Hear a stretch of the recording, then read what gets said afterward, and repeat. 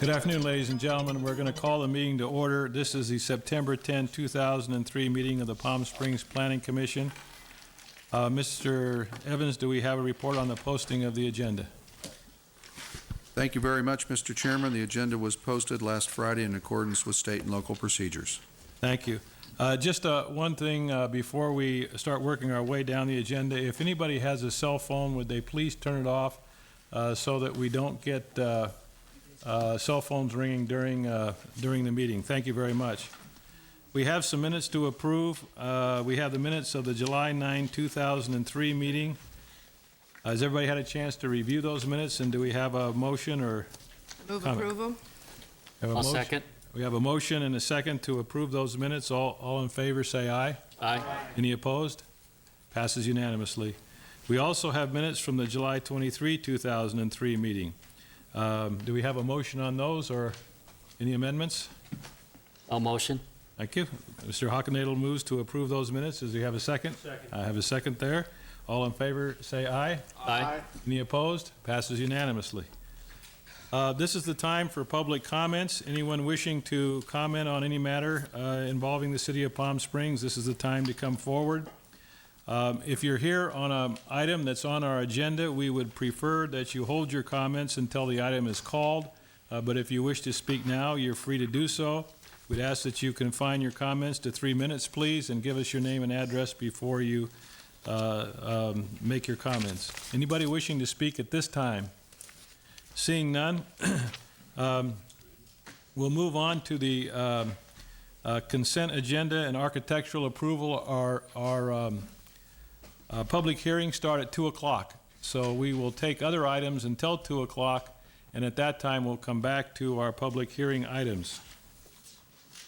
The first item that we have that is not a public hearing is item number 7, case 5.0344, application by the City of Palm Springs and Agua Caliente Band of Cahuilla Indians for architectural approval of a parking lot on the southeast corner of Calle El Segundo and Andreas Road. That's the old Prairie Schooner property, R4 VP Zone, Section 14. This item was continued from the meeting of September 3, 2003.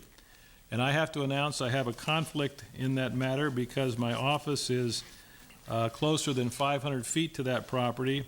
So I will excuse myself and turn the meeting over to Commissioner Diane Morantz. Are there other conflicts on this matter? And if there are, please state them on the record and we'll all walk out hand in hand. Mr. Chairman.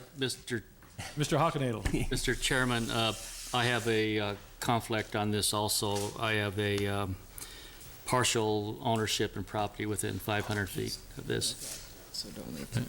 Anybody else?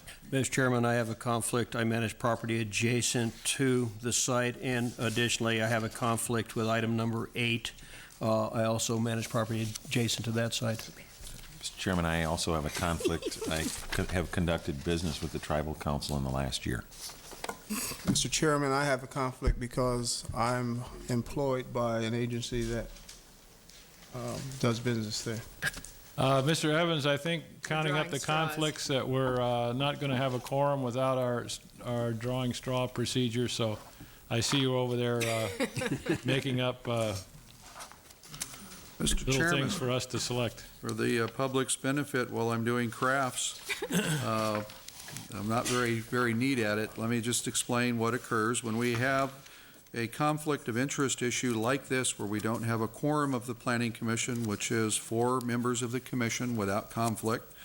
The 2 members of the commission that do not have conflicts will participate, Commissioner Morantz and Commissioner Conrad. All of the other commissioners who have declared their conflicts will draw a lot. I have prepared 5 slips of paper. They all look about the same. 2 of them have yes. Those members will participate in the debate and discussion and voting on this item as if you do not have a conflict. And those members that have no get to go take a break. Mr. Evans, on item 8, we have the same situation. I think everyone has the same conflicts on item 8 that they have on item 7. Have to do it So again. do we have to do it again, or can we I'm not sure Mr. Matthews has a conflict on number 8.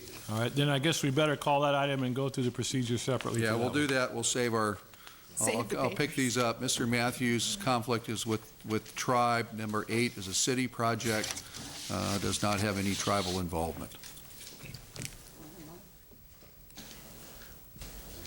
Okay, Tracy, it's you and me. You got one? There you go. I should have done this. We won't have to go any further. I don't know. So what? Go.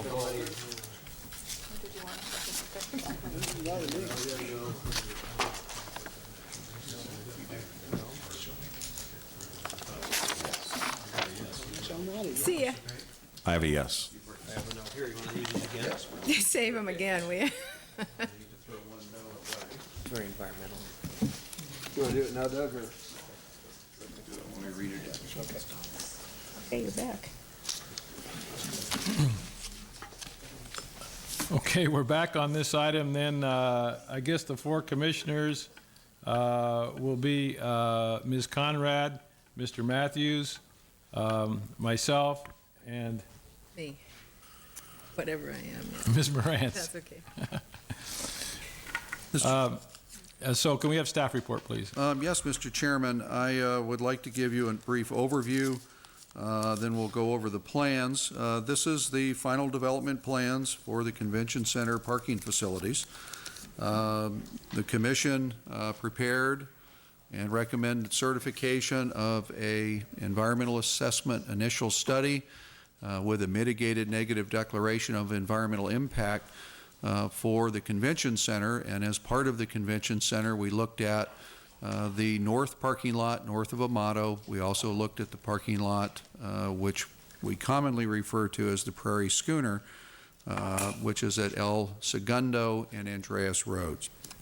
That particular parking lot was approved at 475 parking spaces. There was some concern that we were able to, at one point, design more parking spaces into it. Objections were raised, and we've worked with the project designers to scale it back to 475 parking spaces. The Convention Center environmental assessment covered a range of uses and activities, and that included, Convention Center activities, and the fact that this would be a parking lot used for daytime, nighttime, and occasionally all-night activities or very late-night activities. Subsequent to that, the city worked out an agreement, the city council, an agency, to work with the Agua Caliente Band of Cahuilla Indians to come up with a funding strategy to help build this, because candidly, the city didn't have sufficient funds to build all of the amenities at the Convention Center at the highest level of design that we've tried to do. So what we have done is worked out a program with the tribe whereby they will construct the parking lot. They will have the right to use portions of the parking lot when we're not using it for the Convention Center. And then when we need the parking lot, it's fully available and committed to the Convention Center. As with most parking lots in most communities and most locations, once you build a parking lot, the intent is to probably use it as often as possible. And we know that in our downtown and in Section 14, we have a need for parking, and it's seasonal, it's event-related, it fluctuates, and it's not the same every day, and it can change by hours of day. So from the standpoint of environmental review, we believe that the environmental assessment and mitigated negative deck for the Convention Center and the approvals of the Convention Center clearly committed the city to build this parking lot. There has been a lot of confusion and misinformation with regards to what is the tribe doing with casino parking, and you have a letter that has been submitted to outline basically the facts of what's going on. I won't go into that in detail, just want you to see it. The tribe is not building 3,000 parking spaces as has been discussed. We did look at some ideas that may have added additional parking spaces beyond the numbers here. The tribal planning staff questioned whether or not it was actually necessary after public input and the Planning Commission meeting where we talked about the parking lot down near Ramon Road and Calle El Segundo. The tribal council decided they did not need that temporary parking lot. They made arrangements to get by their logistical issues of opening and events and things of that nature without having to build that facility. They've also scaled back a facility on Indian Canyon, which you looked at your last meeting. It's a little bit over 160 parking spaces, but they're adding that for overflow and the like. From a general plan standpoint, the Prairie Schooner site has a general plan and zoning designation, as well as a Section 14 designation that if you look at those documents, the city has planned for many, many years, going way past 1993, that we may need surface parking lots in Section 14 for a variety of uses, and in fact, in most places, we made those surface parking lots by right of zone, so that you did not need a public hearing to build them because we knew that that may be the case.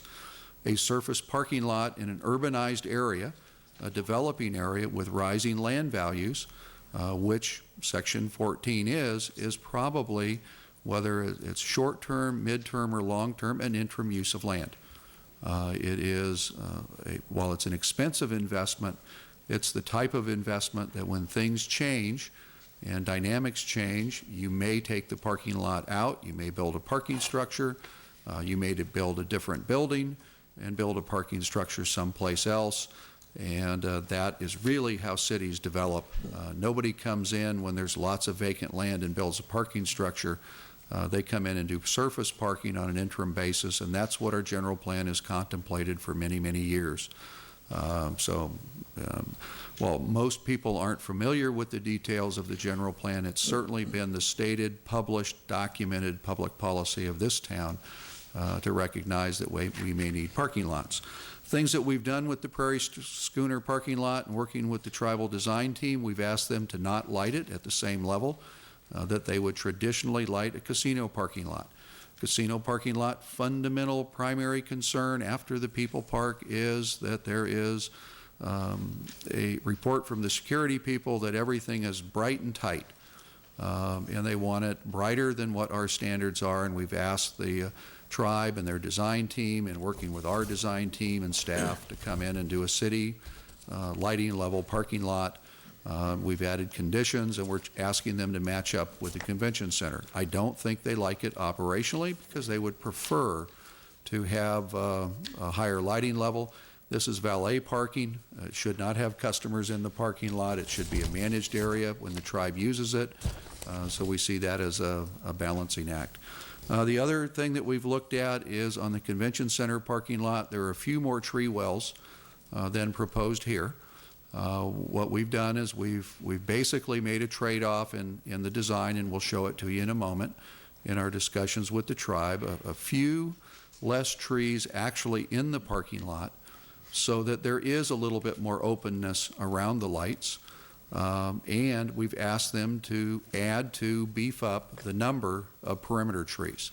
So around the perimeter of this parking lot, there will be more perimeter trees than the convention center north parking lot, with the idea of creating a better edge condition, a buffer, to the condominiums, to the hotel and surrounding properties, and then have a little bit more open parking inside so that there's a little bit better spread of lighting, and you've been through the workshops on light and dark areas in parking lots.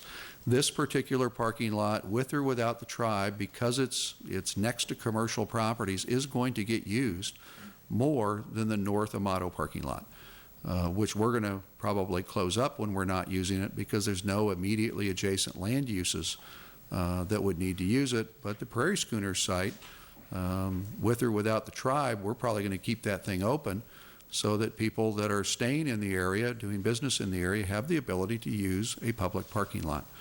That is an overview of the process. We received a fairly lengthy challenge. You received it in a box at your last meeting. We provided you a copy of the summary. The city attorney's office has looked that letter over. We made a report to council last week as to the agreement provisions. The council proceeded with the changes with their agreement and documents with the Agua Caliente Band of Coe Indians. And I also summarized this on the record in what I just discussed with you to the council, and we'll do the same again tonight if you do make a recommendation on the Prairie Schooner lot today. With that, let me give you an overview of the plans and how it's to be constructed, and we've passed out some recommendations in our motions agenda, and I'd like to talk a little bit about those so you kind of understand some of the things we're still working on.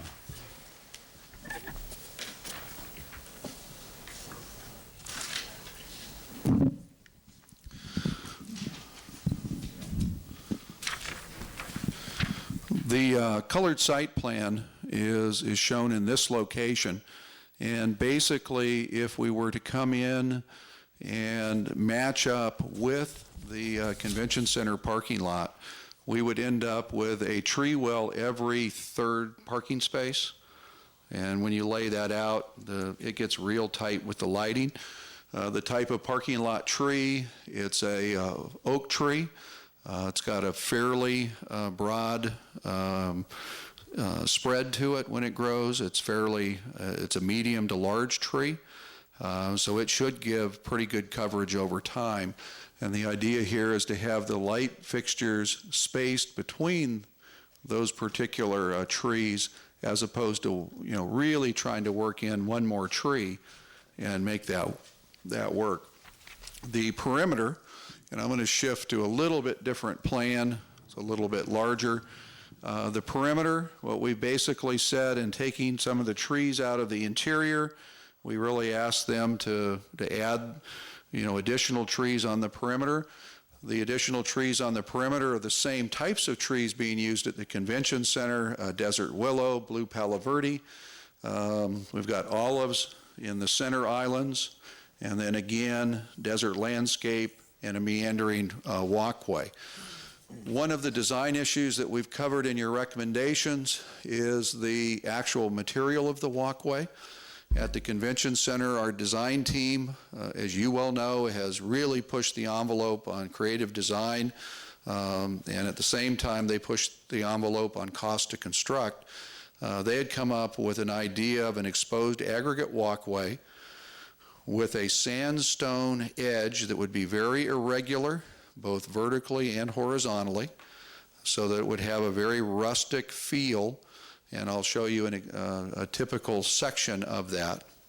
We've looked at that from a constructability and cost standpoint with the convention center construction management team, and it's coming in roughly 3 times, maybe 4 times the price of a traditional sidewalk, and we're not sure the council would be able to do that.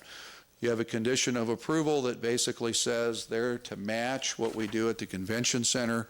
And I'm telling you right now, we think that's going to be a decorative concrete walkway, not the one that would have the flagstone edges and all the other amenities with it. I think everybody would love to build it, but we're not sure that it really is going to fit the budget. If it can be added into the budget, we might be able to do it. There's an existing sidewalk and street improvements on El Segundo, adjacent to the Prairie Schooner site. We're recommending that those not be changed. Coming in at the corner and along Andreas Road, coming in with the meandering walkway, in all likelihood in a decorative colored concrete. Remote possibility it could be upgraded. And we've got the 2 construction teams looking at constructability and cost. But I'm not going to tell you that I believe we're going to come out at the other end from a budget standpoint with that highly upgraded walkway, even though I think we'd love to be able to do it. From the standpoint of the rest of the parking lot, on the east end, adjacent to the Wyndham Hotel and adjacent to the convention center, they're going to basically construct it up to the edge. There is some remnants of an old roadway in this area, and we're basically going to end up having that cleaned up with some DG. Calle Alvarado may in the future go through we don't see a great need to come in and spend a lot of money cleaning up something that really is almost buried from most public vantage points. Occasionally, there's a little bit of parking on the remnant asphalt. There's a little bit of a driveway in there. But we're not going to come in and landscape and really make that decorative. But I think at the end of the day, because it's really buried in next to a big building, you're not going to really see much of it. Eventually, this could have a driveway out here, so we've kind of shown how it would open up if there is a driveway. But right now, we'll basically construct this as if it's the end. That's an overview of the overall project, the type of landscape material. Michael Pacino and Associates did the Convention Center landscaping. Michael is here, I believe. At least he was at the beginning of the meeting. He is. And if you have any questions about his design and choice of landscaping, we certainly could, but the idea is to have a very nice desert landscape with a variety of trees, both desert, and then as you get into the parking lot, real nice big canopy shade trees, for those parking areas. That completes our overview of the plans, the recommendation in the motions agenda. A, they've already done. They've added the additional trees in the perimeter parkway. B, we're recommending that item be deleted. That is asking for additional planters in the parking lot. And then C is basically review of the final design subject to staff approval, which is what we normally do with parking lots, and then recognizing it will probably be a standard colored concrete. Mr. Chairman, that completes our report. Thank you, Mr. Evans. Although this is not a public hearing item, if there's anyone here that wishes to speak on this item, now would be the appropriate time to do that. But before we do that, are there any questions of staff before we ask for any public comment? So we will take any public comment at this time. If you'll come forward and give us your name and address, please. Please confine your remarks to 3 minutes and sign the clipboard before you leave. Frank Tyson, 175 South Kauai. I must apologize about my appearance. I lost a tooth last night in a battle with a fork, but anyway. I just wanted to speak in support of any efforts that the Commission is undertaking to make this rather massive parking proposals as palatable as possible for the community. I've spoken about various impacts before, and today I want to particularly support the ones that have come up, namely the landscaping. You can't have enough landscaping, really, and the lighting, and keeping the lighting down. I do, as far as the comment is concerned about trees being in the way of lights, I kind of like that. I think that's one of the charms of Palm Springs, that a lot of places you don't get hit in the face by lighting that is not filtered through landscaping. So anyway, the lighting, of course, is also very, very important to keep our night skies. And I just want to give you an example. The parking lot that was completed north of Amado, which is a very tastefully, the casino parking lot, which is a very tastefully designed parking lot, very nicely done, however, is still overlit for the area, being right next to single-family homes and condominiums such as the Deauville. And just drive around 14 next time you're in that area, and just see in section 14 that the average intensity is much, much lower than that parking lot. And even the convention center, or the hospital for that matter, or the airport are lower in intensity and more and better designed in terms of light intensity. So I do hope that the Commission will do everything in their power to keep this rather sizable commitment to parking as compatible with our village atmosphere as possible. Thank you. Thank you, Mr. Tyson.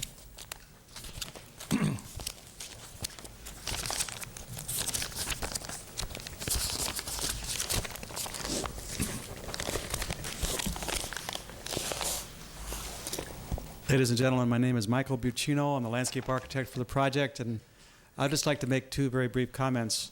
When we were at Valley Crest Tree Growers up in Simi Valley looking for trees for the airport, we met a gentleman up there we've known for a lot of years. He worked for Neil's Nursery. He was born down here. His name is Scott. He's been a nurseryman all his life, and his dad was.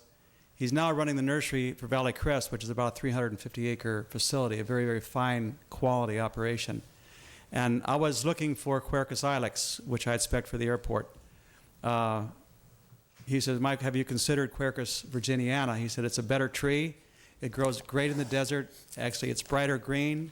And actually, it does better than the Quercus ilex. And he showed me the trees, and they were very pretty. Scott is a professional. He knows the desert. He's grew up here. He worked at Neal's Nursery. He made a recommendation to me that I've known Quercus ilex as a tree, and I've used it for years in the desert. But he said, Mike, this will work better, and it's Quercus virginiana. And I've seen some very large specimens of that tree, very old specimens, rather, in the valley that have been here for probably since the 1900s. So we're speccing something in the parking lot here that we believe is going to give fantastic shade, a good bright color green, deep roots, and you know I haven't done it. Last year I didn't even know about this until Scott brought it to my attention, but I want to do it, and it's based on reliable information from qualified people that I'm moving in this direction. The other thing is on the stone edge and the exposed aggregate walkway. We did some exploration, and we've done in the past some projects where we've used flagstone as a border. And we can get approximately 400 lineal feet per ton of this material, which is less than $1 a foot for the stone itself. It lays very, very fast because you just dig a trench and you lay the stone in. It goes very, very quickly. And it's only about 3 inches above grade. Once the stone is established, you don't need to do any forming for any concrete. The concrete is poured in without any trowel edging at the sides. You just have expansion joints every 12 to 15 feet and score lines.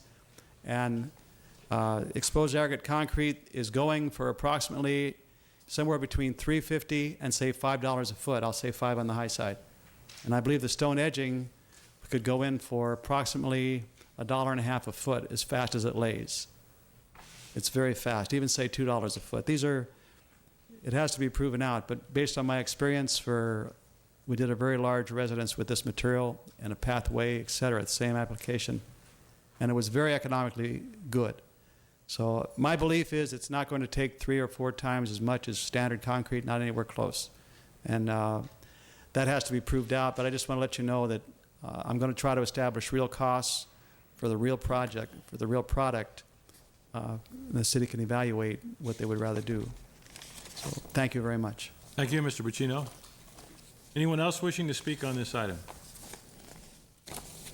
Seeing none, we'll go back to council for comments and action. Anyone else wishing to speak? I didn't mean to cut anybody off.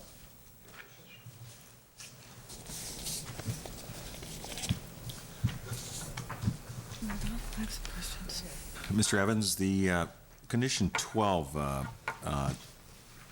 based on, I guess, what you said, you're comfortable with striking it, the entire condition, is that correct?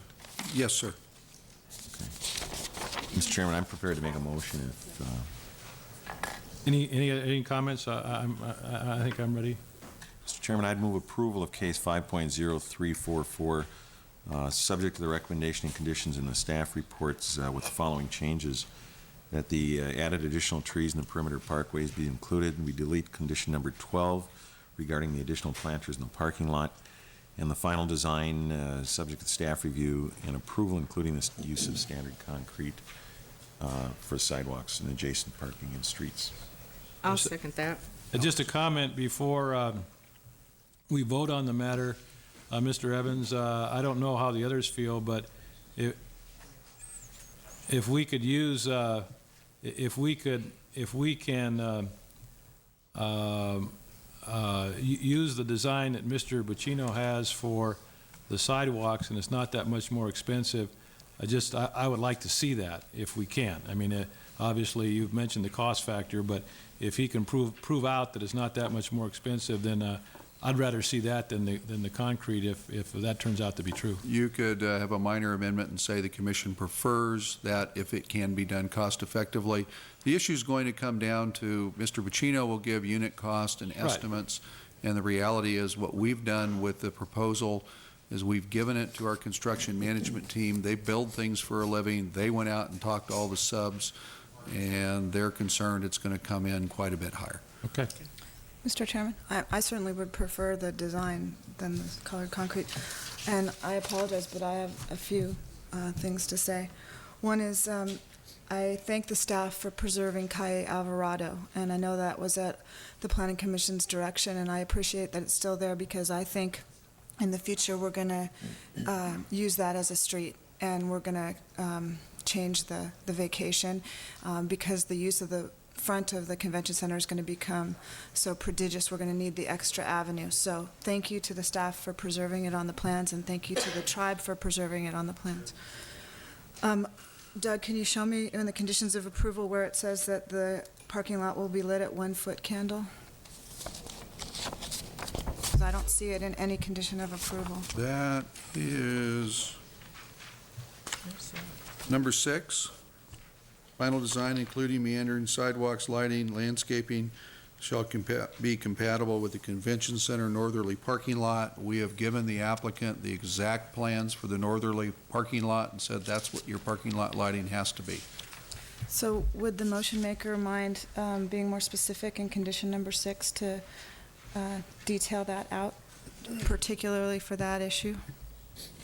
So in addition to that condition, you want to put I the want to actual underline numeric? that. I want to underline. You want to underline the condition? You want a No, numeric no, I number? want to underline that it's 1-foot candle and make it very clear. I'm here. comfortable with that.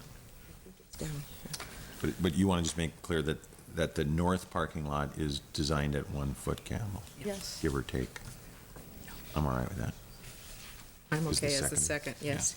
And does the motion then include the recommendation that if it's feasible from a cost standpoint, that the design recommended by Mr. Pacino for the sidewalk be used? I agree with that as well. That'd be preferred, and I view that as part of the staff's discretion. Yes. And then, I know this is an inopportune time, but I think it bears bringing up that our parking lot standards require 50% shade canopy at full maturity of the tree. And as I experience most of our parking lots in Palm Springs, I don't think that that's the case. And I understand that they're immature trees, but I want to know when the parking lots will be at 50%, because a lot of them that were built and comply with standards seem like they're 10 years old and they still aren't there. So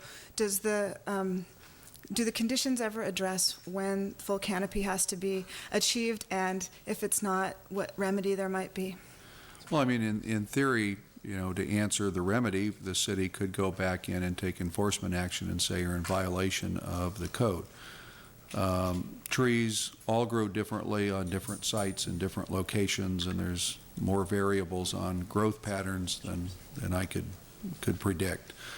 What we have tended to do is, instead of relying upon detailed exhibits from applicants to show maturity at 15 years and average canopies and things of that nature, and we do sometimes get very detailed studies to show the 50% coverage. And then if you go back and look at the landscape manuals and, they say this tree will get to a width of and a height of, we validate that occurs. What we've really come down to is, in most of those cases, you have a tree about every third parking space to make it work. Or if you have a perimeter and you've got a lot of trees on the south side of the parking, you're going to pick up, that. So we take a look at it. If somebody were to come in, and we've had business owners literally destroy the forms of trees to make sure everybody can see every sign on the property. We have taken code enforcement action on that type of action in the past, where they come in and box the trees or top them or so severely prune them they've wrecked the trees. But if the tree's just growing, we don't go out and try to look at that. It really is a design issue that, you do your best on the design side, and then the tree growth, it may be 10, 15, or 20 years to get that tree out to the canopy. And then maintenance could could affect it also. Well, and I'm sorry for bringing it up at this particular time, but it's often been in my mind, and I wonder if maybe at the design review level or with the review of the general plan, that we might not get some expert advice about what are the faster growing trees and we might develop a landscape recommendation for parking lots citywide, because I think that we fall short of 50% most of the time. And then the last question I have, and I apologize to my fellow commissioners, is, Doug, can you please answer on the record why an environmental impact report is not necessary and why there was a negative DEC in this case? Thank you. Well, thank you.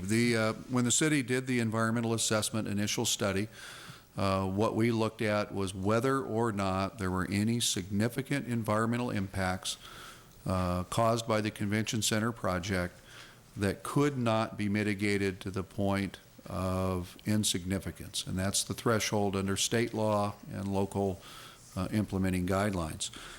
We took a look at traffic, air quality, noise, parking, circulation, all of those issues. We looked at aesthetics of the building, view corridors, things of that nature. And at every step of that test, we recommended, the commission also recommended, and then the council made the final determination that all of the potential significant impacts were mitigated, that there weren't any unmitigated significant impacts resulting from the convention center. And if you recall, when we took a look at it, we also went into great detail of evaluating programming and things of that nature. And in most cases, as the commission knows today, the convention center may be very active on the inside, and there's very little activity on the outside. So that's why there was a mitigated negative declaration. We could certainly go into more detail of exact mitigation measures if you'd like. We did public hearings at that time. We did a neighborhood workshop, and I think the commission recalls there was very little public input into the convention center expansion. And I think that's because most people understand what it is. It's not a mysterious project anymore. We've lived with it for quite some time.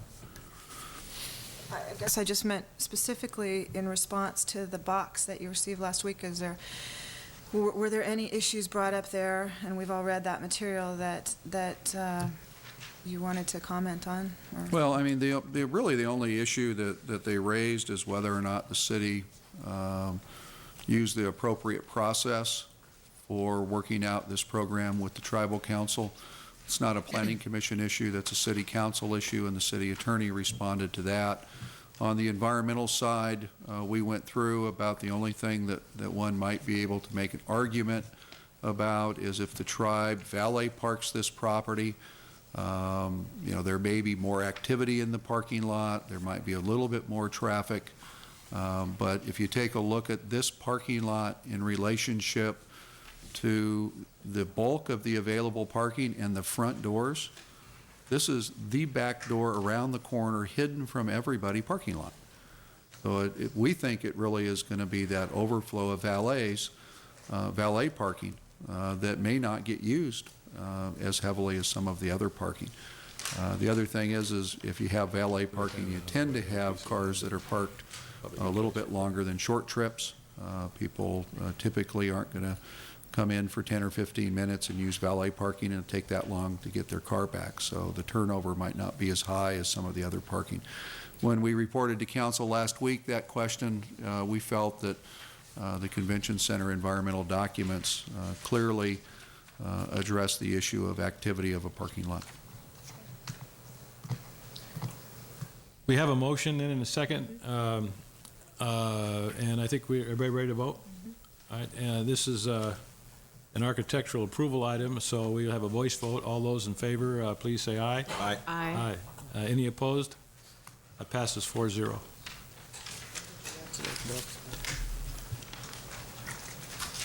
We have to bring our other commissioners back. Here they come. Yeah, there was it. Next item, at this point, I guess we probably ought to go back to our public hearing items and come back to item number 8 after we complete our public hearings. So we'll call next item number 3. Case 5.0870 PD 268, application by Ernest G. Noya for an amendment to Plan Development District Number 268 for the Indian Oasis Resort relative to project phasing for tentative parcel map 31351 to subdivide a 17.15 acre parcel into 10 parcels, to approve final development plans for Phase 1A development, and to approve a 71,200 square foot commercial office building located at the southwest corner of Mesquite Avenue and Crosley Road, Zone WM1 I1L and M1 1L, Section 20. Continued from the meeting of August 27, 2003. Staff report, please. Pardon me, staff report, please. Thank you. As noted, this item was continued from the meeting of 2 weeks ago. We've had a time to work the bugs out with the applicant. You'll note that your package includes the previous staff report as well as the original conditions of approval on the project, and as the applicant requested, a set of appended or newer conditions specifically related to this tentative parcel map in front of that. What engineering has done in their conditions is to reference the numbers of the previous conditions of approval so that where the conditions are pertinent or they change, they'll discuss it, or if they're not used or does not apply, then they'll also note that in their conditions. For orientation purposes, I'd like to approach the boards and kind of walk you through it briefly.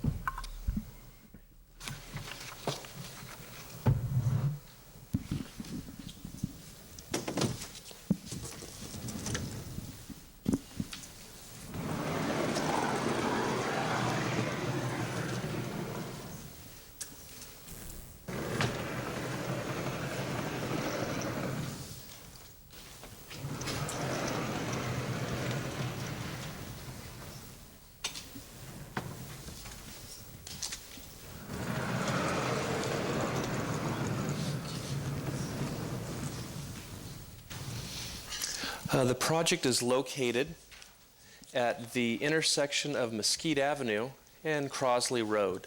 Again, this is part of an earlier and larger entitlement that included 273-acre site that's represented here. Today we're looking specifically at the first in a series of subdivision maps. This is a tentative parcel map which would create 10 parcels on this site and a not a part parcel where the future golf course would be located. The map in this area indicates the various locations of the buildings as well as the golf, the 3 holes of golf that run in this area. It would probably be useful to kind of walk you through changes in conditions of approval, but I'd like to answer any questions that you may have from your report at this time.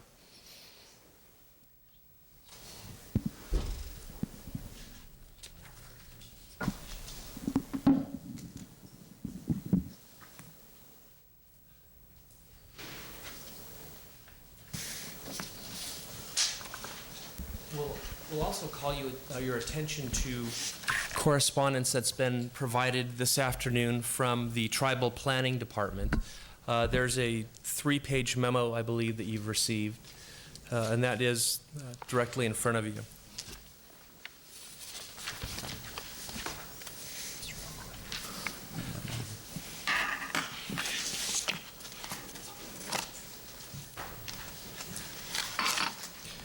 If there are no questions at this point, the tribe has submitted correspondence that asks for a couple of things. The attachment A discusses the conservation area and requests a series of conditions related to grading and burrowing owls. As part of the original environmental assessment, a biological field study was done of the site. This species was not found out there, and as a mitigation measure for the project, we recommended the imposition of the $600 an acre fee that would be paid for biological mitigation into the fringe toad lizard habitat conservation plan.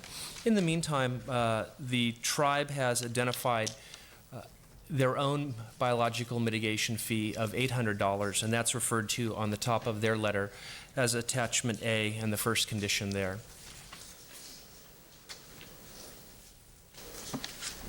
On attachment B, the tribe has requested that a cultural resource study be conducted, and again, that was previously conducted as part of the earlier environmental approvals, and that work has been done. We do have some standard conditions that are in the mitigation monitoring program that require that licensed archaeologists and cultural resource monitors be present during any and all grading activities on the site. So that is something that's kind of a standard condition nowadays. The tribe is asking for that.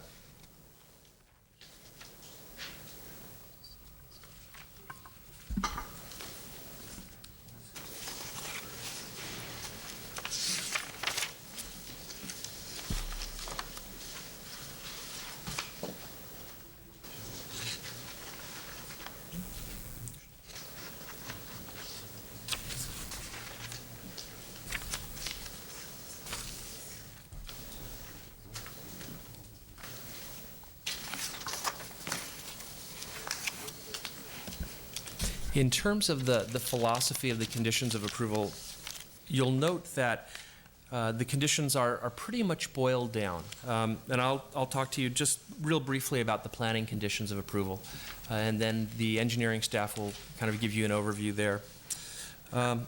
What we've done is we've referenced the earlier conditions of approval and incorporated them. And then lastly, we had a couple of conditions on the golf course and landscaping, the phasing condition that the applicant's going to talk to you about, the golf course phasing, parking lots, CC&Rs, and an architectural condition. Because this is a parcel map and this is the first of many items to come before you on this project, staff's thought was we don't want to overburden the applicant with a whole series of new conditions when the previous ones seemed to work fine.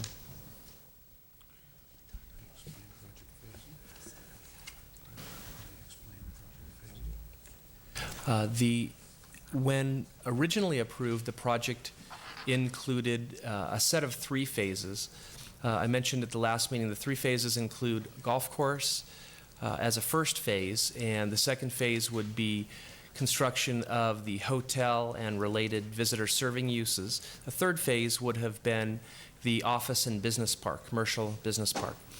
The commission at the time of original approval was concerned that the golf course should be really the lead-off item in the first phase, but there was no preference in terms of the latter phases. The applicant, by this request today, is seeking to make the project come to fruition by starting to show action on the site, i.e. asking permission to build the first of a series of office buildings. This is a little different than Planning Commission and Council approved earlier, and it would require a change in the phasing. What we've said is that the golf course, in order to maintain the spirit of the original conditions in the phasing, we've added a condition which says that the golf course should be constructed as Phase 1B.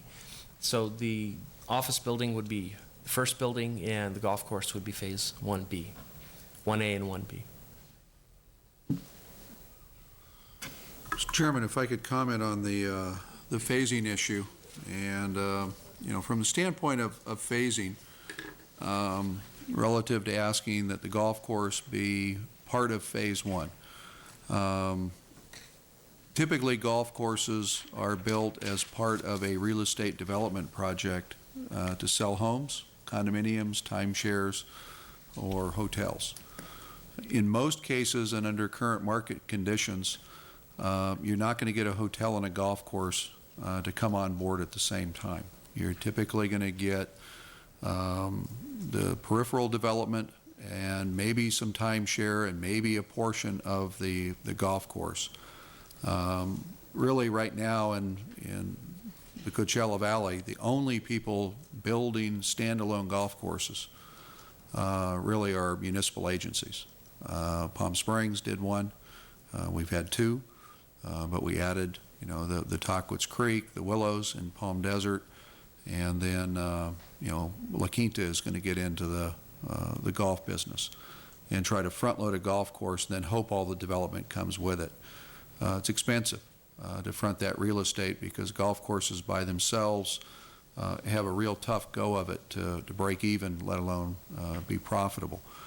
In the original proposal from the applicant, they had a hotel developer that was just bullish on the hotel market and said, I'm going to build a hotel and golf course before anybody else builds a thing in this property. The commission heard that and added that condition. And I think everybody's preference would be to get another golf course and a hotel. That's the best land use combination we could get in the community. It's a home run. It's a Super Bowl win, any way you look at it. But you're going to have to build on that before you're going to get the golf course and the hotel. What we wrote in our staff report for this project and new phasing, recognizing the commission had some concerns about the phasing, was to just say today for this project that the golf course will be phase 1B, knowing that we've been working with the applicant with some adjustments on the hotel location, the timeshares and the like. And we've got a new master plan that we're working diligently. In fact, we've started the public review process on the environmental document. And at that point, it was our intent to come back and work with the commission and the developer and come up with a more detailed phasing schedule. From staff's perspective, we'd love to be able to require the golf course in phase 1 and make the developer deliver. I don't think you can do that in reality. I don't think the market will respond that way, even if this developer wished it, wanted it, willed it, and tried. The hotel and golf course will come when it's ready. But it's the only way it will be here. Otherwise, we'd already have several new golf course hotel projects in Palm Springs. They're the toughest land use to get financed and built. The developer's concern is just take reference away. The staff position was let's defer this debate and discussion to the revised overall master plan that really starts to deal with the new hotel design and the timeshares and the golf. Obviously, the developer has a concern today that the wording that we put in is a concern, and I'm sure the developer will talk to you about that. But I wanted to talk a little bit about hotels, just hotels, golf, and how the government might dictate phasing. I'm not sure we can dictate that to the finance community. And it may, in the long run, just hurt the ability to get there. In this particular project, we've looked at the issue of putting this office building in this particular location for phase 1 and then having a master plan for office in this area. And we think, the first phase building is in the best place to start for office. If by chance the developer's project doesn't come to fruition, it won't hurt anything in that location. Thirdly, if we were to look at by right of zone land uses to kick off this neighborhood, with or without the rest of the resort component of the project, having a top-notch Class A office building on Mesquite Avenue, best land use we could start with. In looking at contingencies, both how the project builds, this is a good place to start. Looking at the other side of that contingency, this is also a good place to have that top-notch office building. It may set the trend for development in this corridor if the resort project doesn't go forward, because it is the toughest one to do. Toughest project that we could do in Palm Springs to finance as a hotel. Mr. Noya and his team is absolutely committed to deliver a golf course and hotel. I don't think I've ever seen anybody work as hard, at the front end of a project to try to make it work. And basically, I think what you're asked to do today is a good starting point. The phasing issue from planning staff's perspective on golf course, if you take it out, probably doesn't make much difference. If you leave it in, you'll discuss it the next time around. on the overall master plan, and we think you'll ultimately allow the phasing to be dictated a little bit differently. Really let the private sector to try to do the phasing, because I think there's components of this project that if they were the only things built, they'd be good for the community, and they'd start the trend in the right direction for Section 20 and all the property owners. Mr. Chairman, that completes our planning comments. The city engineer has met with the applicant. Maybe Dave Barakian has some comments on the conditions he's been working on. And then I know the applicant has some thoughts and concerns also, and the public may also. It's a public hearing item. Thank you, Mr. Evans. Mr. Brackian, do you have anything to add? Sure, just real quickly. We have met with the applicant twice, I believe, since the last Planning Commission meeting. The conditions are that are in your packet are clarified. The applicant, I think, understands where we're coming from now. They're pretty much what they were before, but they include, the old numbering system so that it's clear where they are, and when they're new ones, they have letters next to them, and we went through them one by one, and I think it's very clear to the applicant, and I think they understand them now. There is a memo there that I just saw today that asked some questions about some of the conditions that we can certainly address at the appropriate time. Thank you, Mr. Brackian. Any questions of staff before we open the public hearing? This is a public hearing item. Anyone here wishing to speak on this item should come forward now. Again, please confine your remarks to 3 minutes. Give us your name and address and sign the clipboard before you leave. Chairman and Commissioners, Marvin Roos with Monero Smith & Associates, representing the applicant, Ernest Noya, and the entire Indian team that's putting this together. I was going to have the architect go first, but since Alex didn't show the architectural plans yet, I thought we'd probably get to that next, since that's part of your review today. We have some comments in writing this time. We had enough time to. I got the staff report about 10 minutes ago, but I saw it earlier. Apparently the mail's not working too well since we didn't get it. I want to thank the staff and the commission for working with us over the last couple of weeks. I think we're 99% of the way there. Appreciate Doug's comments today, and we're certainly here to continue working to make this project happen in a logical sequence. The first phase of a final development plan on a project this big is very important. We think this is a good step in this direction. You actually see the revised site plan, basically the final site plan for the southwest quadrant of that intersection, and you'll see that the golf component is still in. It's very similar to before. We don't have quite the golf window on Mesquite that previously happened, but we have more on Crosley, and obviously the golf course is getting real and not something that I designed to get the planned development district underway. However, it is the same routing plan, I would have you know, and I'm proud of that. Passed out a memo, if you see it, and I've got an extra one if you don't have it already, Michelle. Just a couple of changes. One on planning number 4.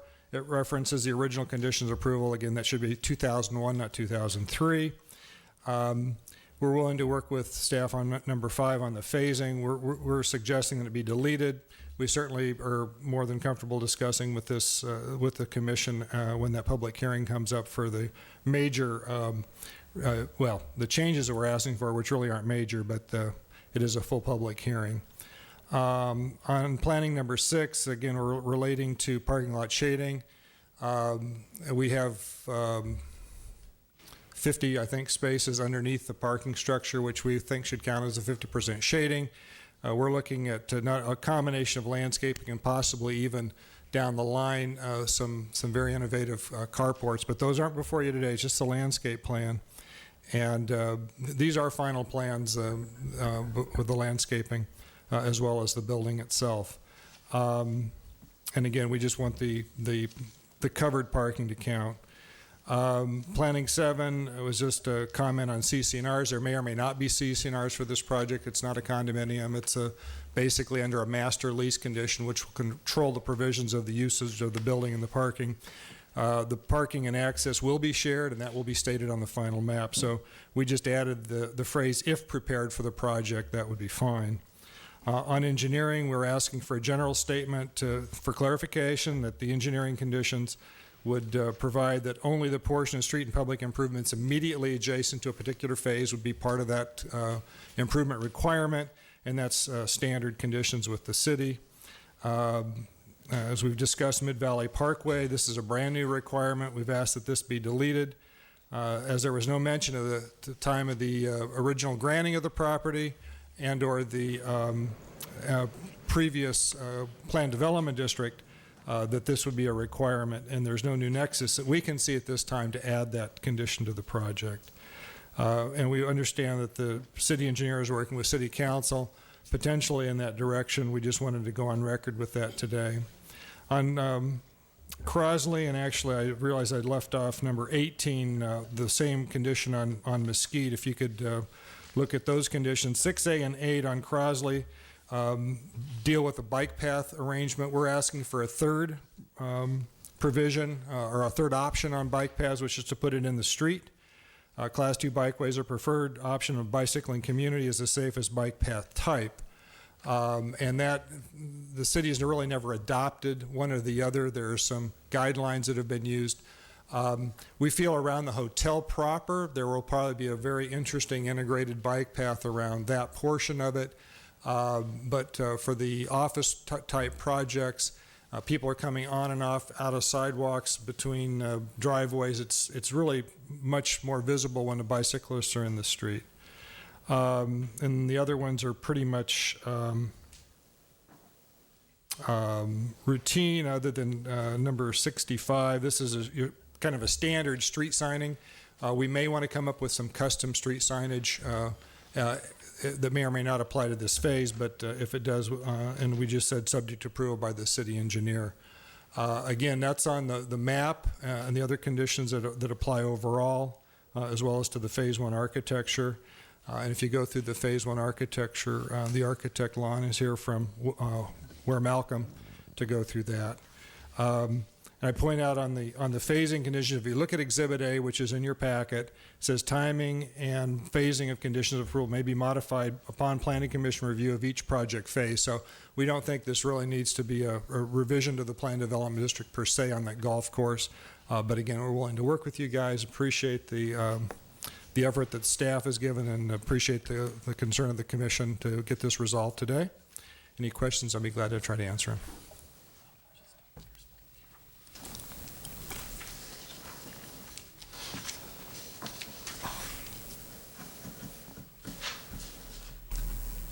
Anyone else wishing to speak on this issue?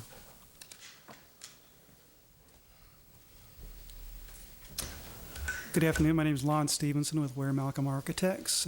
We are the architects for the Phase 1 business park. Just want to, first of all, thank Ernie for the opportunity to enter us back into the Palm Springs market. It's been a long time. Ware Malcolm is third largest commercial architectural firm in the Southern California area, and I'd venture to guess for this product type, we're the leader of the industry currently in Southern California. So I'm really not here to make any formal presentation, just to let you know that I am here if you have any questions or issues that you would like to bring up. Thank you. Thank you, Mr. Stevenson. Anyone else wishing to speak?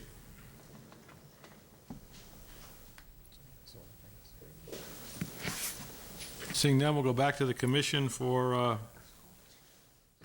questions and comments.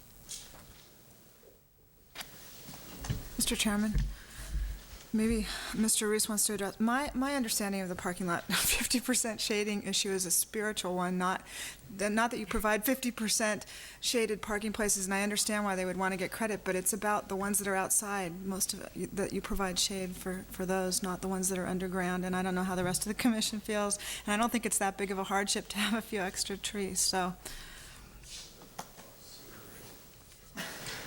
I was a little bit confused. I was a little bit confused by that, Alex. If I and I don't know whether I'm understanding this correctly. When they're saying they would like to have credit for their underground parking, does that mean that you have underground parking, so that's 100% shaded? So those that are outside only have to be 20 or 30% shaded? Because I would agree with Ms. Conrad that kind of defeats the purpose of having shaded parking lots. But maybe I'm misunderstanding how the count goes. The way I'm interpreting the request is that they would be given some sort of credit based on the parking area that's tuck under, on a square footage basis for the overall parking area. Well, maybe we can get some clarification on what the developer really has in mind.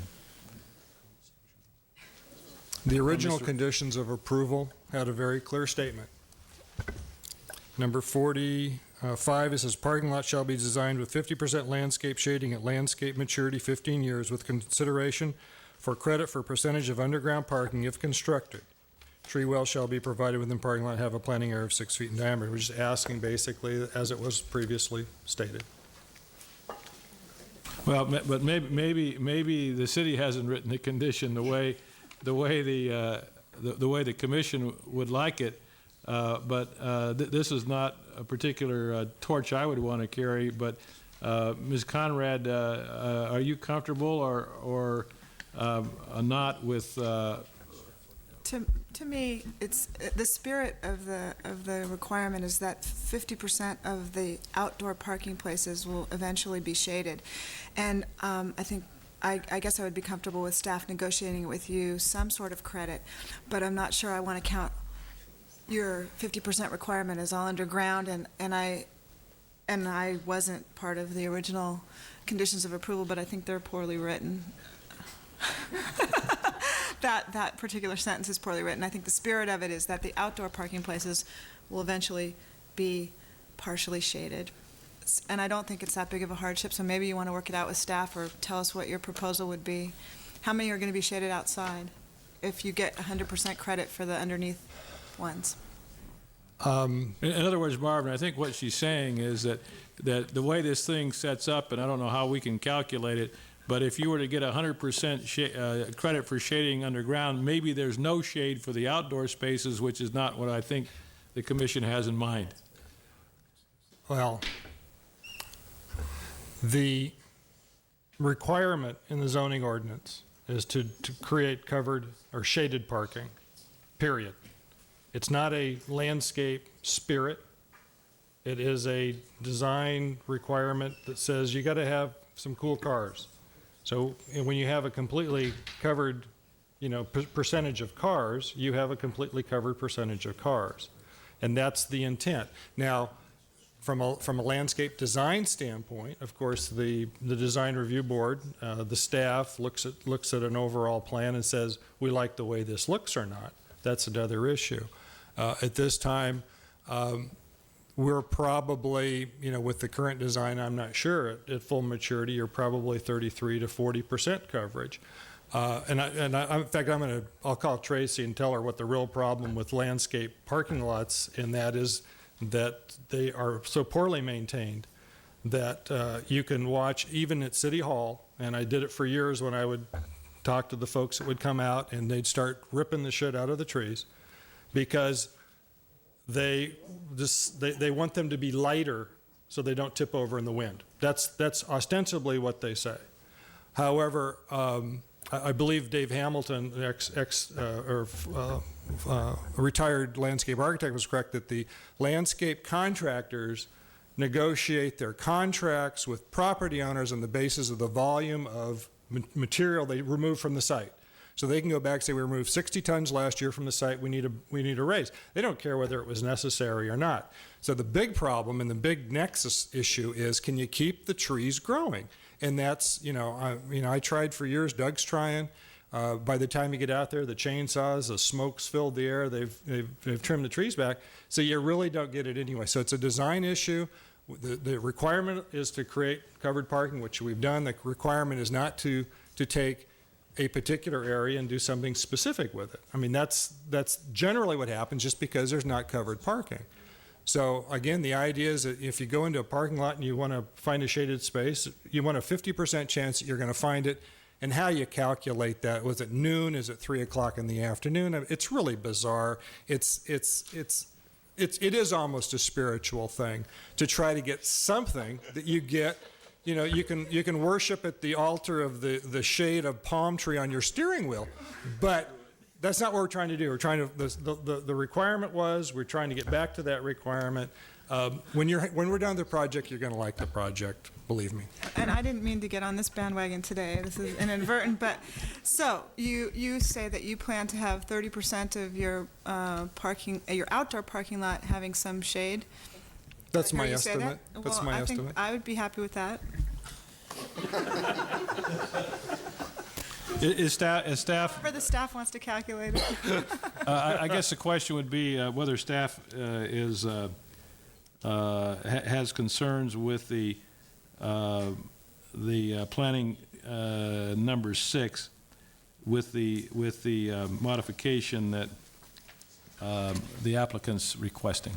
The condition of approval is in the master plan. It is allowable, and it's discretionary in the ordinance that the commission may consider structurally covered parking as part of that calculation. If I were to comment on the proposed landscape plan, and we hope this doesn't generate a reduction in the final plan, the parking lot here with well-maintained, broad canopy trees is going to be very close to probably 40 to 50%. They've got tree wells every 3 to 4 parking spaces, is what we just talked about. If we do every 3, I'm going to say it's 50% every time, because there's too many variables, as have been very articulately stated with regards to what happens in maintenance. So I don't think this parking lot is too far off, and then if you add the underground parking, they're way over 50%. Maybe. I think that what they proposed is fine wording-wise, and their plan certainly meets the intent and spirit of the code. Mr. Evans, maybe what we can do to try and move this matter along, we have Mr. Roos's changes to the conditions divided into 2 sections. One is addressing the conditions, the planning conditions, 4, 5, 6, and 7. And if staff has had a chance to look at those requested changes, it may be helpful to the commission to know if staff has any concerns about about those requested changes.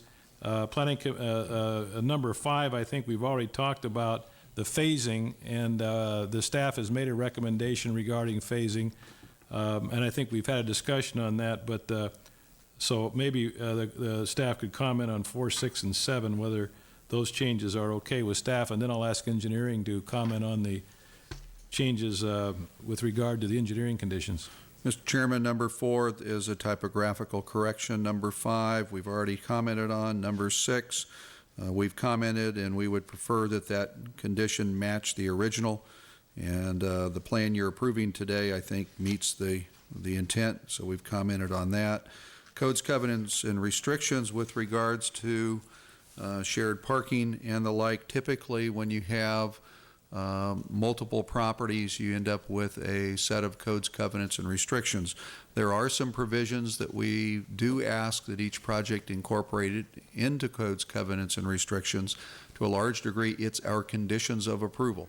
So when you lease a building, you find out in your codes, covenants, and restrictions that if your property is adjacent to a public street, you shall maintain the parkway out to the curb, and that's your responsibility. If you would like to put some language in that are the city's standard conditions of approval, either through the lease or alternative document, be recorded against the property, we would be more comfortable with that. Otherwise, some things that we get on every project that has multiple ownerships like this and lot sales may not occur, and we may get into disputes later on with property owners over enforcement of conditions that they'll claim they never received, they're not recorded, how could I know about it? So if you wanted to put or alternative methods such as lease provisions and incorporating the standard city criteria, I think the applicant will see that most of it is really the types of things he wants to convey anyway. Okay. Yes, Ms. Morantz. I think this might be for engineer, I'm not sure what it is, but there was some discussion with regard to Crosley Road and the bike path, a change in that. Any comment? You're talking about the Whether or not it's this a paragraph that says add a third option? Yeah, we simply use the approved conditions from 2 years ago directly. Okay. And those conditions didn't have the option of the striped bike lane. If the Planning Commission wants to explore that option, they can, but those conditions came right from the previously approved conditions. Thank you. If I can comment, traditionally Palm Springs has tried to do a number of our bike trails, particularly the ones on general plans, outside of the public right-of-way because they're recreational trails. If you are an avid bike rider and you're going out and you're a grinder that goes on training runs and you're riding a road bike, you're going to ride in the street no matter what. What we have, particularly in certain parts of our town, we have recreational riders that go out on Huffies, and they just pedal along, and it's not grind it out and go as fast as you can. So the commission has to make a determination as to whether or not you want to try to match up with what's on the south, where we're out of the street, as I recall, or do you want to come in this commercial industrial resort area and put people out in the street? You probably you're going to end up with a mix of type of traffic. But commuters, serious bike riders, they're in the asphalt no matter what's adjacent. I understand that, and usually the weekend bike rider doesn't choose that area to And ride. most of our bike planning has been driven towards the casual recreational rider. Okay. Mr. Bracken, maybe you can comment on the other suggested changes that the applicant engineering conditions that we see in this memo. Sure. The ones that are listed as redundant, 52, 53, and 58, 59, they were again copied directly from the previous one, but indeed they are redundant, so 53 and 59 can go away.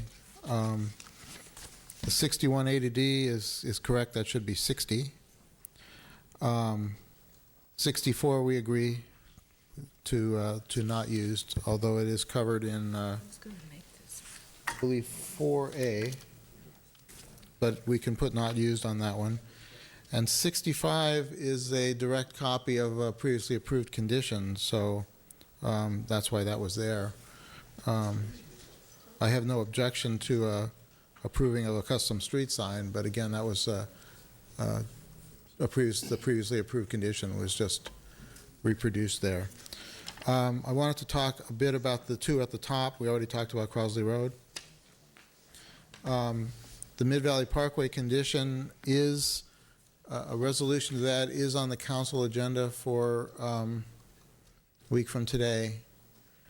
And as of this instant today, that resolution that council passed in 1994 is still in effect. However, if the staff recommendation is followed a week from today, that condition would go away.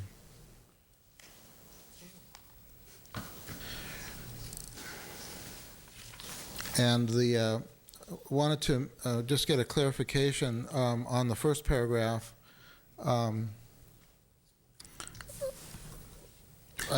Mr. Bracken, let me ask you before we get to the first paragraph that addresses the general statement. I'm not sure I'm following you on Mid-Valley Parkway number 5. They're asking that condition be deleted. Is that okay with engineering, or do you want to leave it until the city council takes its action. Yeah, I believe we have to leave it until the city council takes its action. And the general statement, is that okay with engineering, or is that something you're not comfortable with? Well, the general statement is basically covered in 61D. But I needed to state something with regard to how they're proposing the parcel map so that we're all clear. My understanding is that the parcel map, consisting of several parcels, is going to be, the tentative parcel map is going to be followed with a series of final parcel maps, one lot at a time, the first one being for the building. Correct. And the way 61D reads, that's, you only do the improvements for each one as they come in. But I wanted to make sure that Planning Commission was okay with what I heard from the developer, is that the final parcel maps as they come in, the second one and subsequent ones, may not be exactly as the tentative showed them. And of course, by the MAP Act, the final maps need to substantially conform with the tentative. If they are slightly different, I think we want to make sure Planning Commission understands that it's a very good possibility that they be different, although the overall boundary is not going to change. And perhaps if that could be clarified by the applicant, so that when these come in and if they are different, that we don't have to be burdened with reviewing the tentative with Commission again. So Well, I guess that depends on how different they are. how different they are, You know, yes. I mean, if it's a insignificant difference, then I don't think we care. But I do think the commission's very interested in this project and wants to be able to follow it as it evolves. So I would suggest that the general statement is already covered in 61D. Okay. That's our intent, one at a time. But I do think it would be imperative that we find out a little more about each map as it comes in, and at least get some guidelines from the commission. I know you're not going to be able to say exactly what's substantial conformance and what's not, but if we can avoid having to revisit the tentative map by going through the final parcel maps as they come in, and they're fairly close to the existing, it would make it a lot easier to do that. Mr. Roos? That's our intent exactly. I mean, the idea is there might be some, tweaks of exactly where the parking lots are going to divide between, but it's not going to be suddenly flipping buildings to the other side or anything like that. So we're comfortable that there's an understanding there. I would point out on Crosley Road that the conditions changed slightly, because before it was very specific that it was on the east side of the road. Now it just says along the entire frontage. So, we've been trying to get, again, the original comments, the original conditions established. And we think this is good for all projects that are large, that there's a master plan of conditions, and that we can then tweak them and not get this whole new set of 125 that you're trying to switch back and forth. So we're trying to keep the original language on all these wherever possible. We ourselves, of course, as you've seen, have suggested some additional language for clarification, and as we've understood this project better, also. So, as we get new things, that's the part we want to keep the new conditions around and not the old things. So we're comfortable with most of what we've heard today. We're just, again, trying to establish and maintain, in a sense, the project rights as it was previously approved by this commission and the city council. Mr. Chairman? Yes. On that same point, I want to make a point of clarification and make sure that if I'm wrong, somebody steps up, or because I don't want anybody to be surprised. The way the parcel map works and the way this condition reads is... Which condition are you referring to? Their recommended wording. On the general statement? And basically the way this works, when they build the first office building, they will build the bikeway in front of that office building only. It will not connect to Crosley if it's on Mesquite. And so you'll have a limited link of bikeway, and until they build each phase, it will never connect, or won't connect. The way the state law reads, that's appropriate, but I don't want you to call us up and say, how come they only built that little thing over there and the bus is way over there? We're going to get that complaint. If there's a bus route in this area, that people will say, you didn't connect it when they started the project. But I just want that to be in the record, and we'll put that in the council report so they understand it too. Mr. Grins.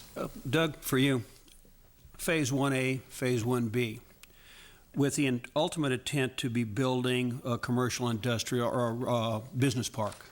One building, though, which then 1B becomes the golf course hotel. What happens next year when the climate and Mr. Noy is successful building and renting this building, he wants to build a second building, and the hotel golf course complex still doesn't look promising. How are we going to address that again? Are we going to call it 1.1A? We have to go through this all again? No, Or 1C? I guess I need some clarification, because it makes more sense to say, are we building a park here, or are we building one building and we're going to go through this thing again? We've indicated that if the commission would like to take that condition out, you can. That we thought it was to make things a little faster today and at the last meeting, and obviously it didn't work. And you're going to have phasing questions when we look at the revised master plan, and let's deal with it then. So if you want to delete that one, it's not going to cause a problem from planning staff's perspective. Mr. Chairman? Mr. Hoganadel. Excuse me. On the bike pack, where does the liability fall? Say somebody's riding the bicycle and the path ends. Is the city responsible, or the property owners, or where does the liability fall? Are we in a position where it is a liability? The liability falls on a dedicated bike path the city maintains. The city maintains the liability as well. However, it would be constructed in as safe a manner as possible. If it's got to be ended, it would be ended with appropriate signage and the safety barricades and that sort of thing. Well, that brings up an interesting question. How do you do that when you got a bike path that runs in front of one building? I think you do it like they've done on Tockwitz with a sign that says sidewalk ends. Okay, all right. Mr. Chairman. Oh, I'm sorry. Yeah. Can I move approval of case number 5.0870, Plan Development District 268, with the following changes, as detailed in Mr. Roos's memo. The correction will approve the number 4 as written. Number 5, I think we should delete the phasing. Number 6, I think that can be worked out with staff, and you heard our concerns. Number 7, we accept and add the words or alternative.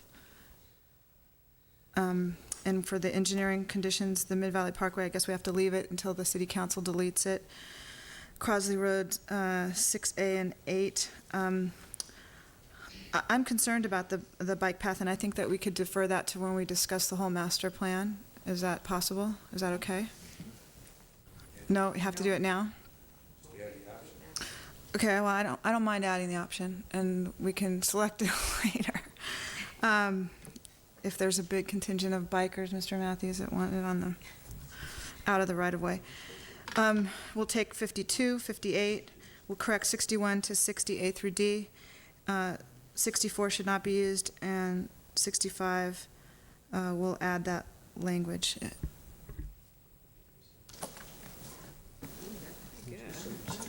Second. Yeah, that's good. We have a motion, a second. Any comments? I have one comment. I'll just say I'm not comfortable with deleting the reference to phasing. I certainly want to see this project go forward, and I want the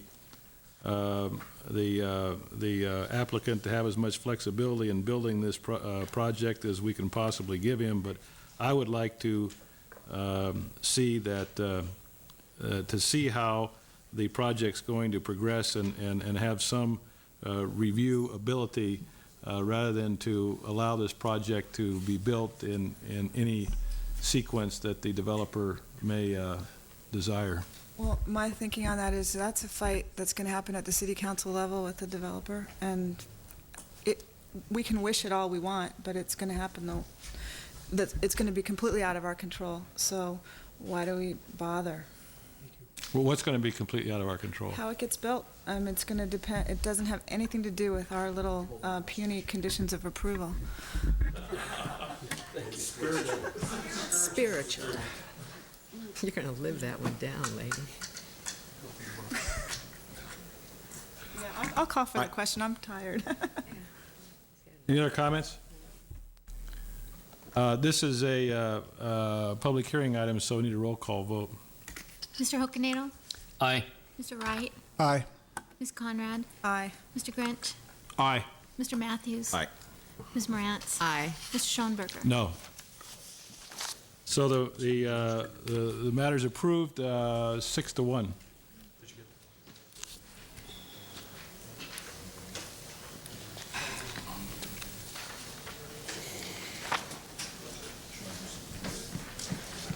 Okay. The next item is item number 4. And we've been going pretty good here. I had a request for a break, so why don't we take a 5-minute break?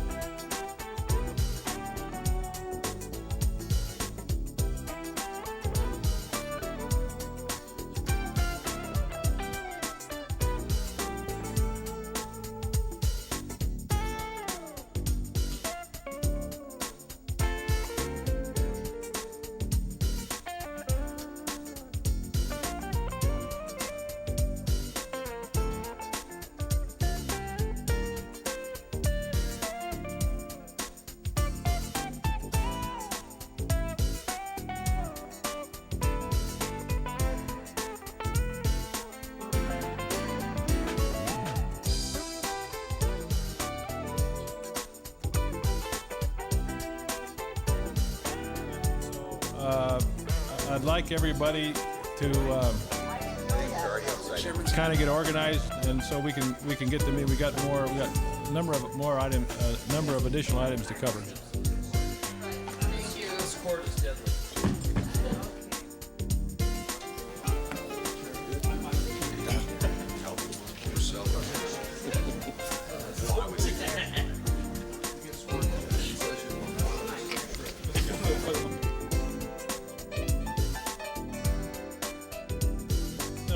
Next, we'll call case number 5.935-PD-59, application by Desert Chapel for revisions to the Desert Chapel Master Plan, Plan Development District 59, to include, number one, the addition of classrooms, a nursery, an administrative building, and a new special events area. Number two, regulations regarding the time, place, and manner of special events, including nighttime football games. And three, consideration of rededication of the Sunny Dunes right-of-way located on 10.16 acres at 630 South Sunrise Way, PD 59 zone, section 24, continued from the meeting of August 27, 2003.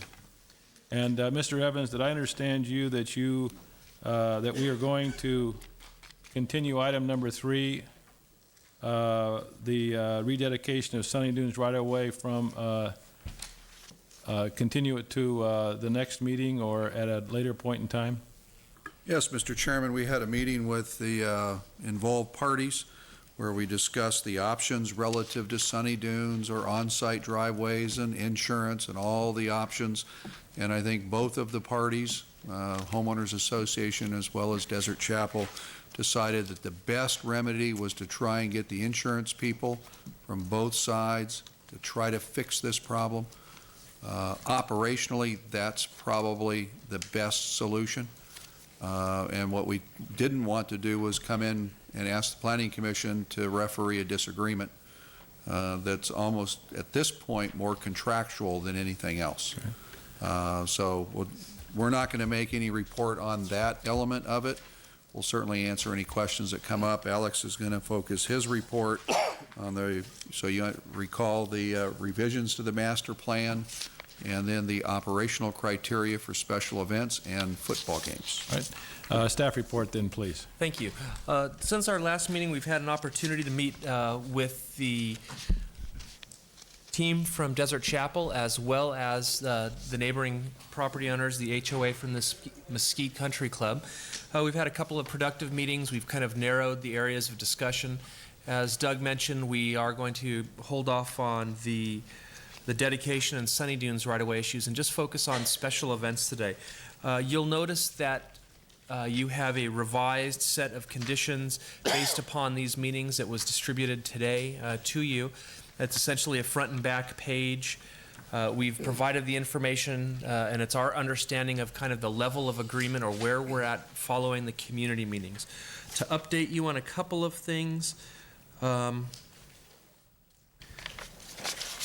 there still is an opposition by the HOA to having football games at this site, but we've crafted language based upon meeting with their legal representatives as well as the members of the board, and we think we've constructed conditions that will allow us a proper regulatory framework in order to monitor and control the site and deal with the previous concerns of the neighborhood. We've also included a provision that says essentially, should these conditions be violated, the commission has the right to revoke special events and football games on the site. I don't think that it would be useful to kind of go condition by condition. What I would like to do is walk you through the site plan, show you the overview of the site, and then allow the applicant and the representatives of the community to speak on the matter.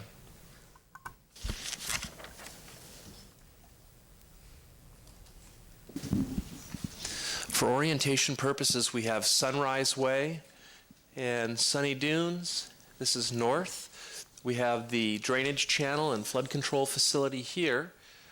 We've highlighted a couple of things. Last week, or 2 weeks ago, we approved the final development plans for the future storage building that were consistent with the earlier approval in 1999.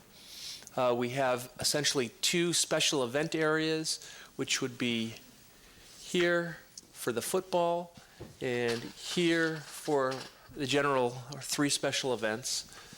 The PD amendment also includes additional classrooms, nursery and toddler areas, and future administrative building that are consistent with the environmental review that was previously completed for the project.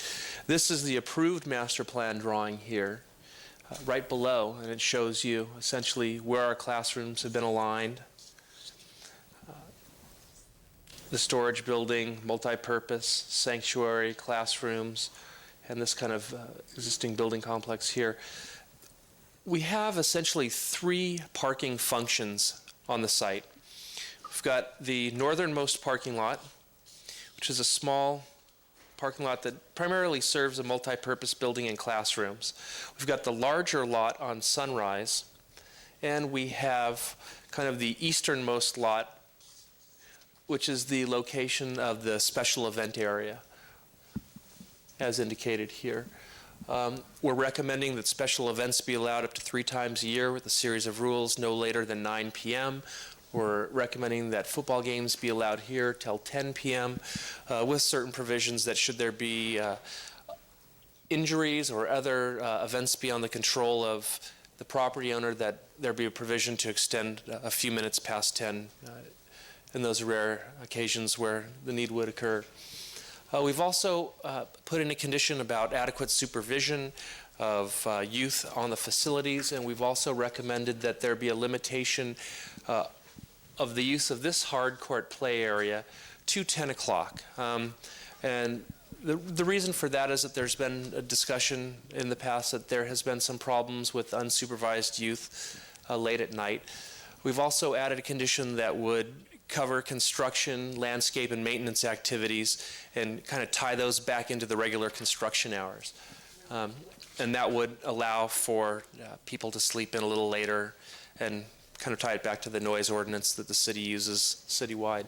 With that said, I will answer any questions you may have and present the applicant and representatives of the community for any questions or presentation they may have.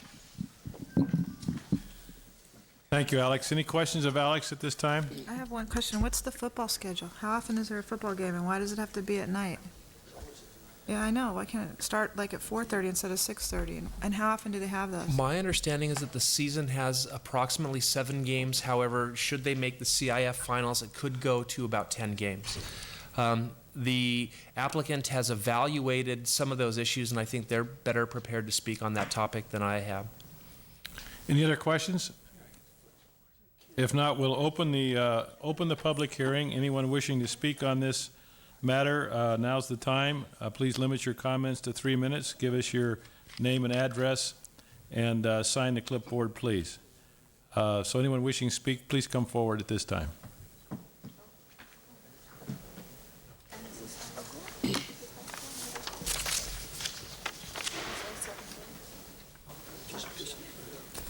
Good afternoon, Mr. Chairman, Commissioners, and staff.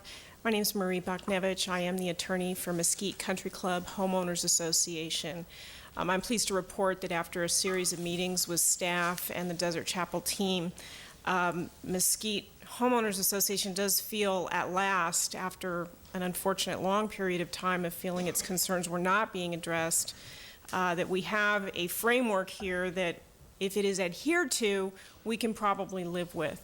As Mr. Meyerhoff noted, the Mesquite community does oppose football at this site. We just don't think that this added noise and traffic impact on our community is anything that we could advocate or favor. We're very disappointed that it has been going on apparently for a couple of years without city approval, without permits, basically just flying under the radar. And we do continue to oppose it. However, we can probably live with the conditions that staff has worked hard to put together. I do have a couple of comments on the proposed conditions. Proposed condition number 11 requires Desert Chapel to provide us written notice of the football schedule by mail 2 weeks prior to the start of the season. That is to be provided to property owners in the phase adjacent to the Desert Chapel campus. We would just request that that written notice also be provided directly to the HOA office. The HOA office is the focal point for the community and is a place where those concerns can be communicated back and forth. I have the same comment for proposed condition number 5 for written notice of special events. Having said that, I also have a concern. The relocation, or rather the rededication of Sunny Dunes right-of-way, we understand that item is being proposed to be tabled to the next commission hearing. That being said, I am a little concerned that we're looking at approving the nursery, toddler, and classroom area that sort of abuts the Sunny Dunes Road. Today, while the issue of the rededication of Sunny Dunes remains up in the air, when this application came before the commission, those items were tied together, and I think that discussion sort of has to happen together. If we don't know what the future of Sunny Dunes is and whether it's to be rededicated or not, I think it's a little premature to be adding areas that are clearly going to have a serious traffic impact, certainly on our easement in the area, and I would imagine possibly just public access if it were to be rededicated. There's toddler area, nursery area, people dropping off kids. I just think that probably should be tabled to the next hearing as well, and maybe we can talk about that all together and just focus today on special events. I don't know what staff's thought on that is. Having said that, I'm just going to close with a plea to the staff and to the commission, to the city in general. We're very happy again to see that there are a number of conditions in these proposed conditions really locking in oversight, control, and security for these events, for the protection of the community, and creating an open line of communication between our community and Desert Chapel to ensure that if we have concerns about the scope of these events, noise at these events, traffic, unruliness, whatever it may be, that we have a place to go where our concerns will be heard. We felt historically that's not the case. We're very hopeful today that in the future that will be the case. We have somewhere to be heard, and that when we do have concerns, they will be responded to. And believe me, we're going to be looking very closely at how football is conducted at Desert Chapel should it be approved today. We really are going to expect a high level of compliance with all of these conditions. We think it's only fair under the circumstances. And having said that, we can give some reluctant approval, I suppose, to the proposed conditions regarding football and regarding special events. Oh, I did have one other request. Conditions number 8 and 2 involve approval of a lighting plan for both special events and football games by Director of Planning and Zoning. I have a request to be able to at least be able to look that over on behalf of the Mesquite community before it's approved, and if there's a way to build that in, that I can at least review it, whatever the plan is, so that if I have any concerns on behalf of the Mesquite community, it can be dealt with before we get further down the road on putting up lighting. I think that would assist the Mesquite community. So I would make that request as well. Thank you very much. Thank you. Anyone else wishing to speak on this item?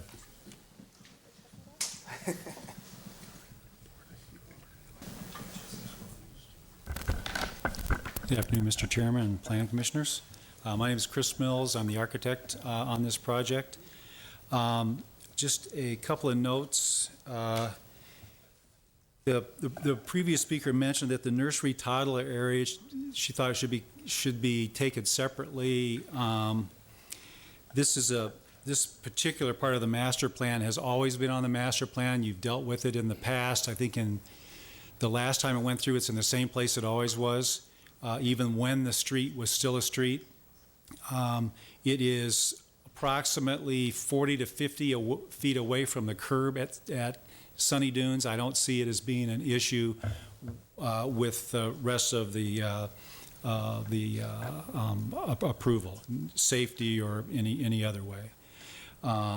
We took that into account when we put it at that spot, and the way the master plan will essentially work out whether Sunny Dunes is a street or not a street, that is a safe area.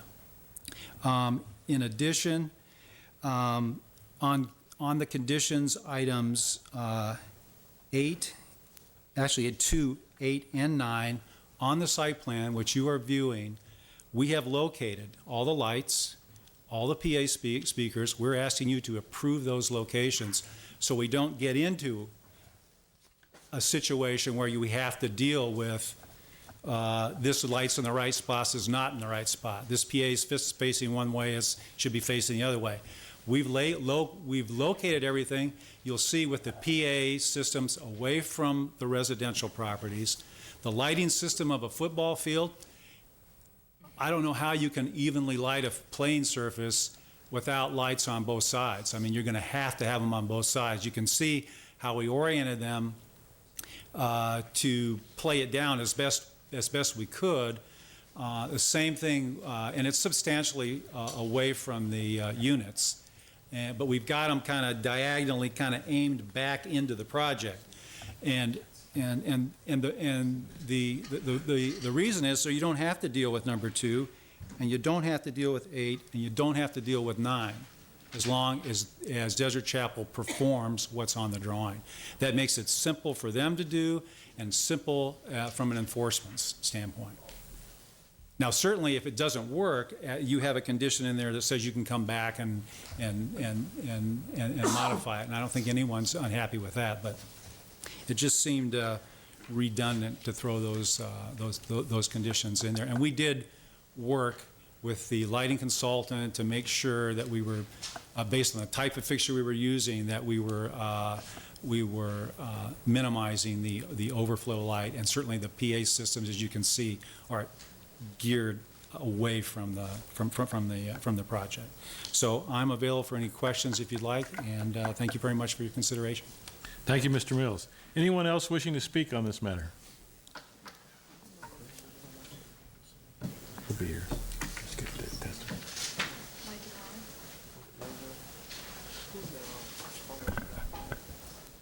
My name's Gary Skinner, and for the past 30 years I've been a teacher and coach at Palm Springs High School, and I've had the pleasure for the last couple of years to be a football coach over at Desert Chapel Christian School.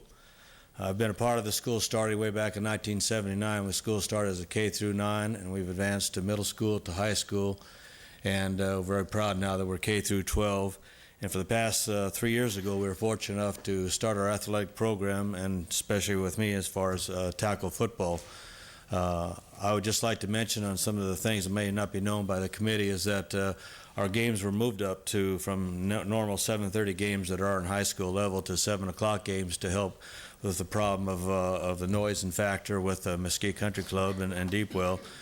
And if it's noted that almost everything is over by 9 o'clock, our games.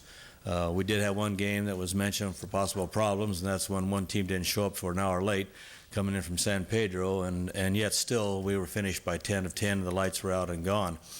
So I see that the situation with the lights, the factoring is that regarding McCon, you're talking about places to play. It might be noted that we're an 8-man football team, not 11. So our field is not like 100 yards of Palm Springs High School that we thought about possibly using that. We can't use that field because it's too long. And because of that, if you even use 80 yards of that football field, you can't use the goalposts that went in. So there's no way to play your game legally by CIF rules, a part of that. And as far as everything else, this is varsity. It's not freshman. It's not JV where we play afternoon games. We're playing varsity, so it allows our parents and school and family relatives all to come to our games at 7 o'clock. I have not seen a problem the 2 years that I coached over there that we were not done by 9 o'clock except for that one incident. And as far as amount of games, it's usually 5 games, maybe 6 that you'd have most at home. And CIF, that we were fortunate the last 2 years to be semifinalists and finalists, that we had 2 or 3 extra games that went on beyond that. So I'm basically here to say that we'd like to cooperate as far as the lighting system. Our football games are done, and we're out of there in much time before 10 o'clock to honor Mesquite and Deep Wells residents. So I'm just asking the commission to please go ahead and vote that we're allowed to have these football games and that our kids are allowed to play under the lights. And I appreciate your time. Thank you. Thank you, Mr. Skinner. Anyone else now?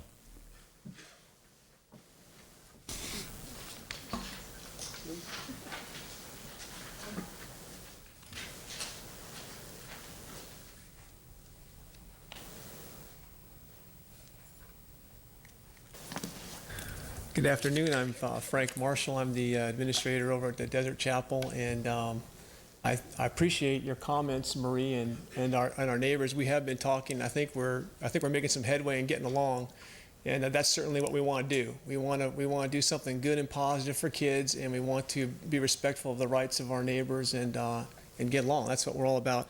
Now, having said that, I have one little bug that we didn't get a chance to talk about, and it was only brought up to me yesterday. I'm kind of addressing everybody, but and that is I'm just concerned about us being able to do the special events is really our alternative to Halloween. On what we do on October 31st is provide, candy for kids in a safe place, and we do some games and whatnot. When year in and year out is generally done by 8:30, and so we were kind of going along with the 9 o'clock. Tear down. The 9 o'clock lights out is not a problem. We're just asking for some consideration. Maybe we need to talk to the neighbors some more to straighten that out. But I just envision us this year. We look at the calendar yesterday with my staff, and they go, "It's a Friday night this year, Frank." People aren't going to be as inspired to go home as early as usual with little, because otherwise little kids are wanting to go home. It's a school night. Parents want to get them home. This year it may extend a little longer. Not asking for more lights or more PA will be done and all that, but we may still be folding a table or taking out a garbage can at 9:15, and I don't want to have, neighbors be upset about that. We will talk to each other. I'd just like to ask if we could do that on condition one, if we could say not extend past 10 p.m. on the cleanup. That's what we have for the football games, and chances are we're going to have 10 games anyway. So anyway, I know it's a little tiny curveball, but hopefully nothing too bad. I really do appreciate their cooperation. I appreciate the difficulty and the situation that you sometimes are placed in terms of feeling like you're referees.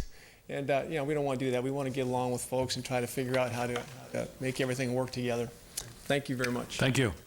Anyone else?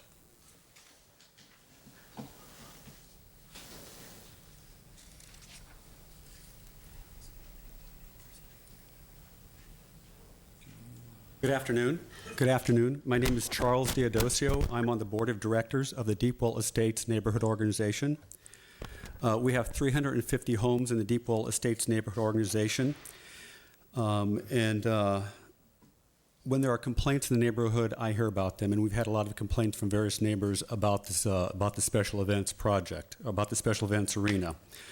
And I've tried to put together a summary of the various reasons why the various neighbors in Deepwell oppose that.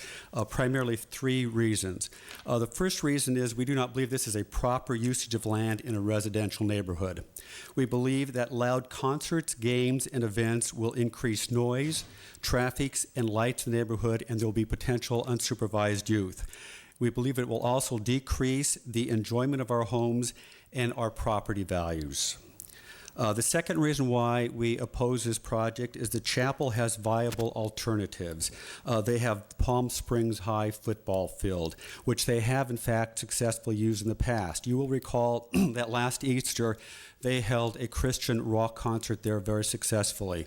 Now, I've just heard from the coach from Palm Springs High that you can't fit 80 feet in a 100-foot or 100-yard football field. I don't quite understand that. You have a football field that's 100 yards.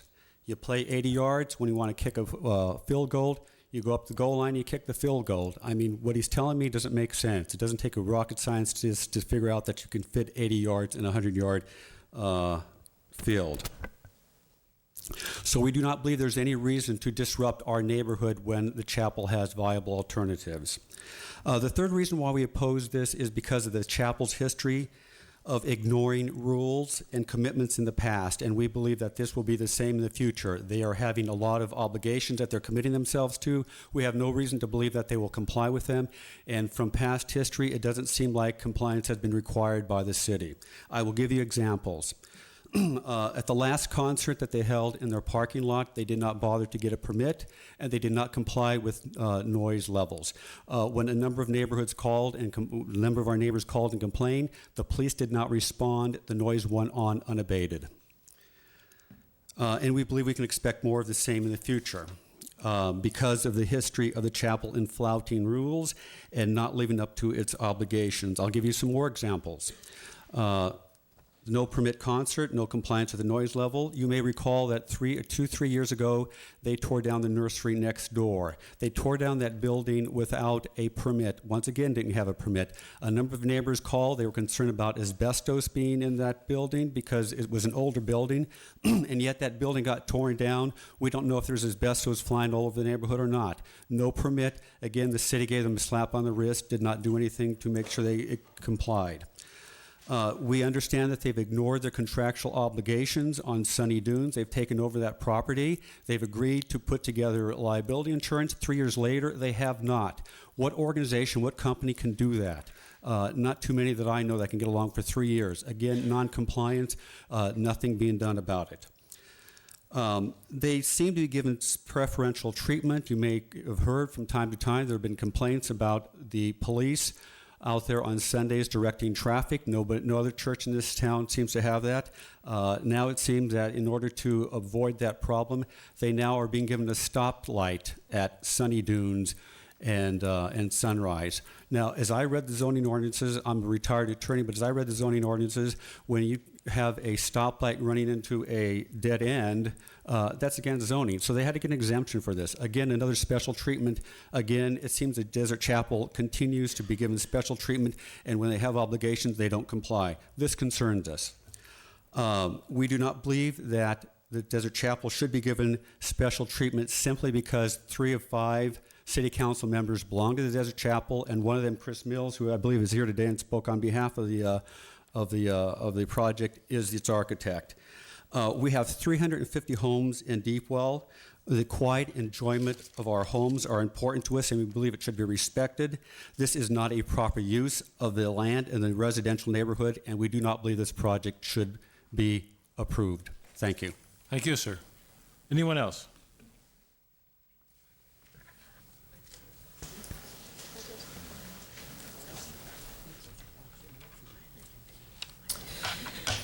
Good afternoon. My name is Ken Husky. I'm a member of that same Deepwell organization you just spoke a moment ago. I've been in Deepwell at 7 Palomino for about 25 years. I own a couple of properties in Deepwell area. I'd like to start by commending Desert Chapel on cleaning up the site they occupy right now. Some of us have been around long enough to remember we had a funky old driving range out there. We had a nice little nursery with a mountain of trash behind it, and since they purchased that property, they've cleaned it up, and it looks very civilized now. As far as the football goes, I want to go on record as being pro-youth, pro-football. I have been to some of these games over there. From my house, the lights aren't a problem. I can't see the lights. I can hear the game, though. But I can also hear the games at Palm Springs High School. And whenever we score, which isn't often enough for me, all the kids erupt in cheers and the band plays, and I can hear that from my house. And as far as I'm concerned, it's a joyous sound. I wish I could hear more of it. We're building a skate park down the street here for our local youth to have something to do. Desert Chapel has something for their youth to do. It's called football. And every high school in the valley does the same thing on Friday night. It's an American tradition. They get together, they turn the lights on, and they celebrate their youth. You don't have to be a player. You can be a cheerleader or a mascot or they're in the band or one of the parents or supporters who come to support the game. But they all do that. And I think we ought to be doing more of it, not less. These kids at Desert Chapel aren't asking for any money from the city like the skate park is. All they're asking for is a chance to compete. I'm a dad and a grandpa and also a coach. I have coached Little League, Pony League, soccer, baseball, basketball, and I can tell you after my 30 years of coaching that active, engaged kids are happy kids. Active, engaged, busy kids are productive kids. I would much rather have these kids out there playing football or cheering on their home team on a Friday night than out wandering the streets. So I think from the standpoint of philosophy, we should be pro-youth any chance we get. I'd also like to remind us that the tough economy right now, and when these folks come in, I think Coach mentioned a moment ago, one team came in from San Pedro. Even though they arrived late, when they're here, they're still hungry. And when these kids come into the valley from these schools from all over Southern California to compete at different levels, they do spend money at our local stores, and they buy gas, and some stay overnight. So it's nice to have a little bit of impact on our hopefully robust economy. So the bottom line is I thank you for the opportunity to talk today, and I would encourage you that not only today, but any chance you have, that from a standpoint of philosophy, that we are pro-youth, whether it's football or soccer, whatever it might be. It's a really great opportunity to support our local kids at any level. And I thank you for your time. Thank you, sir. Anyone else now?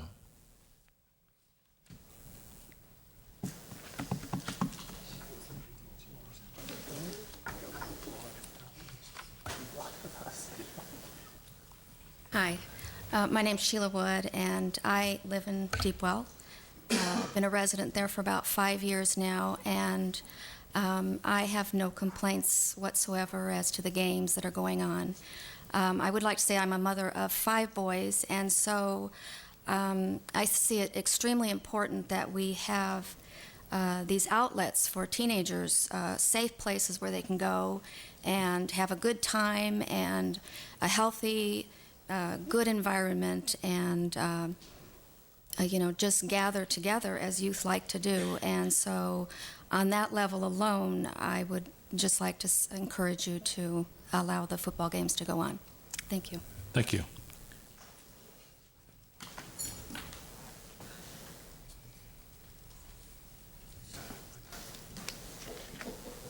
Hi, good afternoon. My name is Jeannie Dremel. I am also a resident of Deepwell. I live a little closer than where Mr. Husky was saying he's at Palomino. I'm the 2nd Street in from Sunrise. I don't hear a lot of noise from these events, and so I was kind of surprised when I read about it in the paper that this was a problem. I do hear the Palm Springs High School games, and I agree that's happy noise. And if I do hear the Desert Chapel, I think it's a good thing as well. I also have 3 kids, and there's not enough activity in those neighborhoods. In my opinion, there aren't enough kids. There's not enough going on to promote the activity, that we need around here. The youthful that he's saying that we're trying to promote these kids. I agree with the beautification that's gone on, the difference in what we're seeing, and the kids I've seen around there are good kids, and that's what I want to promote, and I want to continue to see that as well. But I have heard nothing, and the neighbors I've talked to have not complained. And like I said, I'm 2 streets back from Sunrise. I'm not as far back into it, and I don't see it as all a problem. So I hope you'll take that into consideration. Thanks. Thank you.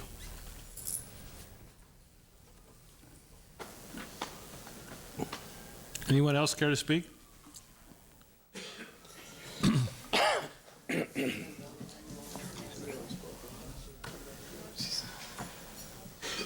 Just briefly, Marie Buknevich again for the Mesquite Homeowners Association. I wanted to respond to Mr. Mills' request to exempt the application from the proposed conditions for lighting plan. That was something that we talked about at length in our community meetings since the last hearing. I'm certainly familiar with the fact that there are some markings on the proposed plans that do indicate where lighting and PA system will be located.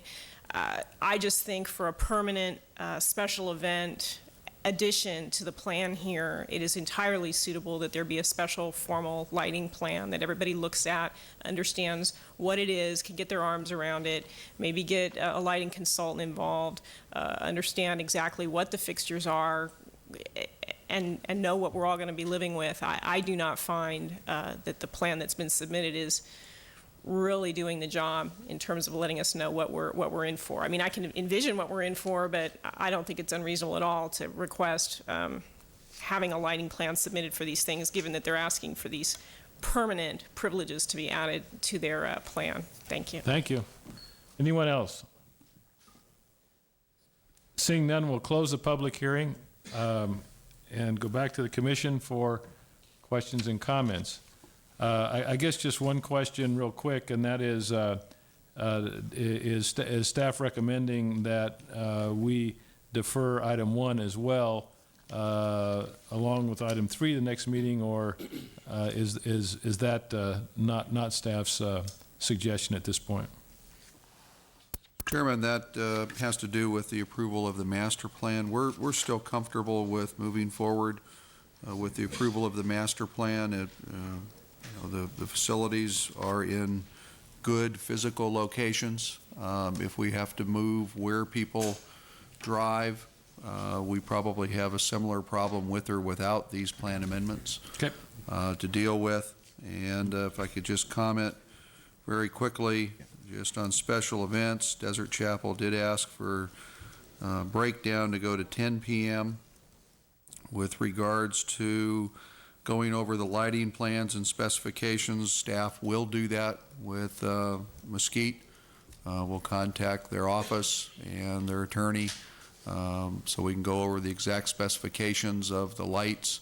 We're going to test it this Friday night. They have a game. We're going to issue a one-time permit for the game Friday night. Whatever you approve in the way of conditions of approval for the master plan, we're going to put into the special permit, and we're going to have a test and find out how it works. If it doesn't work, city council public hearing will be a good time to air concerns about your recommendation. And it's not very often we get to test things before the council acts upon it. We were asked to do multiple event or multiple game permit. We're not going to. We know that before this goes to council, they'll have at least one more game after Friday night. We're going to do individual permits for it so that there's no confusion about what we issued a permit for. The applicants team asked you about approval of the lighting plan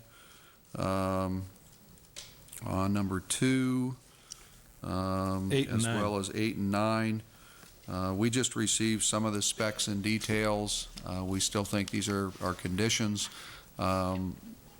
Just to make it very clear, the location of the light fixtures are probably not going to change.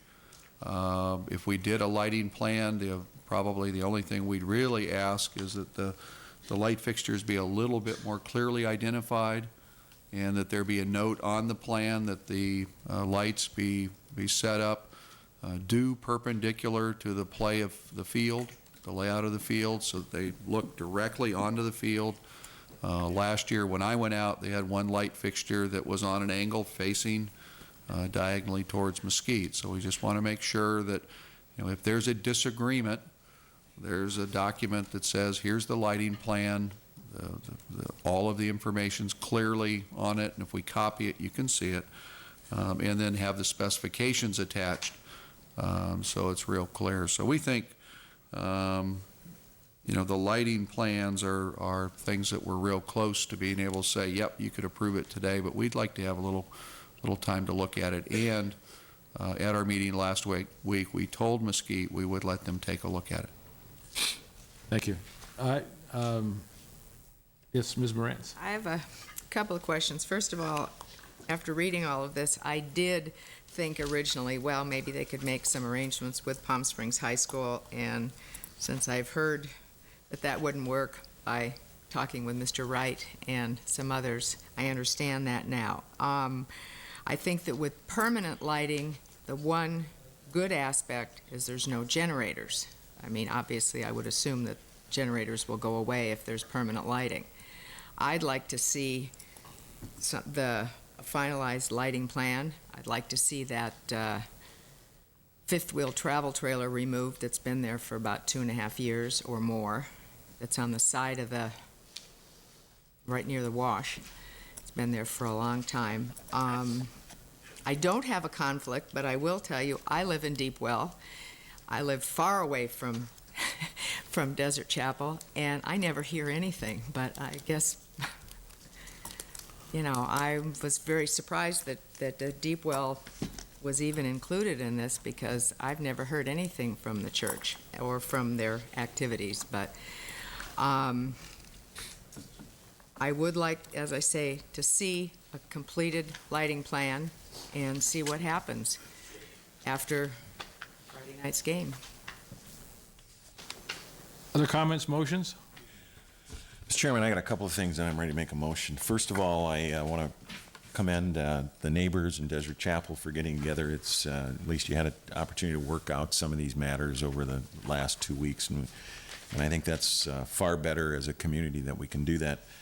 And I take particular enjoyment living in a community that can suspend the noise ordinance for the white party and at the same time allow football games to go to 10 o'clock. And I think that's a great thing about Palm Springs.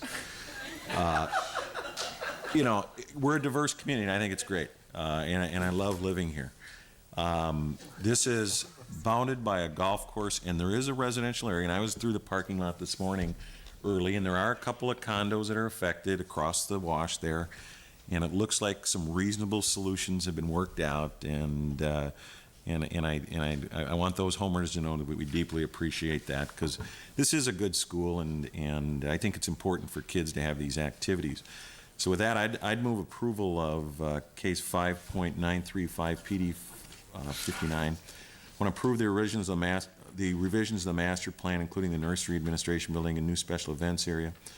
Establish, and then these revised conditions of approval, I've got two minor changes. One, condition one, I think what we have is tear down of special events shall not extend past 9 p.m. And then I would add except Friday and Saturdays. So they've got 3 times a year, and this year happens to be on a Friday. And I think it can go to 10 p.m. on Friday and Saturday, which would be weekends. And that's what I think a weekend is. The other thing I would add, and I'll come back to another, is condition 11. Desert Chapel will provide written notice of the regular football season schedule, because there's going to be a Friday night late this fall when they win a game, and then there's going to be a game next week that wasn't on the schedule because they won. And that's an off-season thing, and they should make appropriate arrangements to contact people, because you have those, you know, if you're a winning team, you get to go on, and if you're not, you don't. And I just want to clarify that and have folks know that. Relative to the lighting plan, I think I'm comfortable with the language in the revised conditions of approval for 2 reasons. One is it sounds like the Director of Planning is asking for a little more specificity here, going to provide that to the legal counsel. Desert Chapel, we're going to get a great test Friday night, and then there's a council meeting a couple of weeks from now where everybody can react and bring those concerns to the City Council. So that's my motion. I'll second that motion. Go ahead. All right, I have a second from Mr. Wright. We need a roll call vote. Mr. Hokanado? Aye. Mr. Wright? Aye. Ms. Conrad? Aye. Mr. Grinch? Aye. Mr. Matthews? Aye. Ms. Morantz? Aye. Mr. Schoenberger? Aye. So that is approved unanimously. And also, I'd like to also thank the homeowners and Desert Chapel for getting together on this. I think we found a good solution, and I think the homeowners can feel comfortable that if these conditions are not followed, we'll be back here and we'll certainly look again at the matter and try to make sure that they are. Mr. Chairman? Yes, Mr. Evans. If the commission could continue the public hearing to October 8th to deal with easements and rights-of-way. Do we have that as part of the motion? No, I think that's a second motion. All I'll right. move that we continue the public hearing on the Sunny Dune easements and rights of way till when? Till, October 8th. October 8th. I'll second that. We have a motion, a second, then I guess we're also going to need a roll call vote on that matter. Mr. Hokanado? Aye. Mr. Wright? Aye. Ms. Conrad? Aye. Mr. Grinch? Aye. Mr. Matthews? Aye. Ms. Morantz? Aye. Mr. Schoenberger? All right. Okay, so that takes us to case number 5. Case 6.472, application by Jose Antonio Vasquez for a variance to allow construction of additional living area within 9 feet 6 inches of a rear property line backing on a local collector street to a single-family residence located at 1990 Mark Leslie Drive, R1C Zone, Section 24. Staff report, please. Mr. Chairman and respected members of the commission, as stated, this is a variance to a setback in regards to a single-family home. The home's location is on Sonora Drive, and well, it's basically on Mark Leslie Drive, but it's surrounded by Sonora, Andy, and Mark Leslie Drive. For your information, this is located north and east of the intersection of Sunrise and East Palm Canyon Drive. It's a small, Mark Leslie is a small cul-de-sac street in north and east of that particular drive. The applicant is requesting the variance because of his unusual configuration of a three-sided access or adjacent to public streets. The zoning designation is R1C. Consequently, that means a front yard setback of 25 feet, a side yard setback of 20, and a rear yard, because of the side yard adjacent to Andy, of 20, and a rear yard on a collector of 15. So the applicant is proposing to add to the house an addition of 542 square feet of living space. Consequently, 25 square feet of living space is actually within this rear yard setback. So the the applicant is requesting relief of 5 feet 6 inches to the rear yard setback of 15 feet. He's also submitted additional information, and this is just kind of for your information, his proposal for painting the house and also roofing the house. Since staff reviewed this, we had a building and fire. They're going to address concerns. There were no official comments in the plan check and construction process, and engineering also had no comments on this project. But we did receive some public comments, and you have, I think, the 2 copies of an email and a letter before you. And staff also received 1 phone call. The phone call was in support of this project from one of the parties in an adjacent condominium project who had been notified with the public hearing notice because they want to see this house improved. The house, as it sits today, doesn't have the roof's been taken off. The roofing material, it has tar paper, and it's definitely in need of some improvements. It has had a code compliance case that's been in effect on this, and Dirk Voss, the code compliance officer, is here to address any questions that you might have in regards to that. The 2 letters, or the email and the letter, specifically ask that the Planning Commission deny this variance on the grounds that they're displeased with the house construction not being completed. They indicate that the project has never come to fruition. Well, part of the reason the project hasn't come to fruition is because the building permit needed a variance as proposed. And this actually went to the building department for plan check, came back to planning when the plan check plan checker realized that there was part of the structure being proposed was in need of a variance. So consequently, that is why it's here. And to address the 2 letters concern in regards to roofing materials, the applicant has proposed the roofing material that would be acceptable for that particular structure and is intending on re-roofing the entire structure. To waylay the concerns of the 2 adjacent neighbors who have sent in written comments, the conditions of approval do indicate that there at any time, if this project is not being completed, it would be condition of approval number 4, that the planning commission or city council may, after notice and public hearing, revoke the variance for noncompliance with any of the conditions set forth in granting this variance. Basically, we don't have a condition of approval that sets a completion date, but the building permitting process does include that. There are steps that have to be taken or the building permit is revoked if there's no action upon that permit. So I think that leaves room for revocation of this particular variance. I might have to ask my director for guidance on that one, but that concludes my staff report, and I'm hoping I'm addressing the public concerns because I feel strongly about that, and we need to. Is there an expired permit on this right now? No, there's not an expired permit on this right now. The permit was applied for and then wasn't issued because a variance was necessary. But I guess questions how the roof get taken off and what they could put on without a permit. I believe that the roof was removed from this house, and I don't know if that requires a building permit to actually remove a roof. I honestly don't know. There has been some unpermitted work. We've got a separate process dealing with getting that back on track. The applicant really can't finish the project unless they know do we have the variance or not?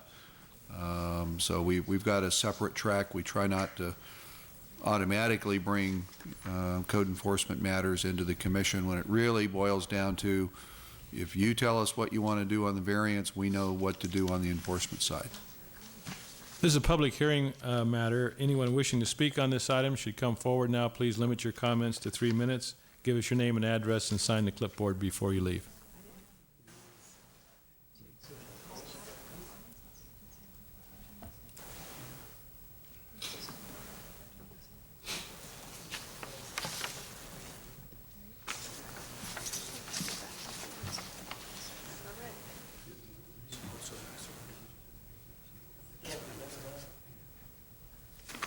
Good afternoon.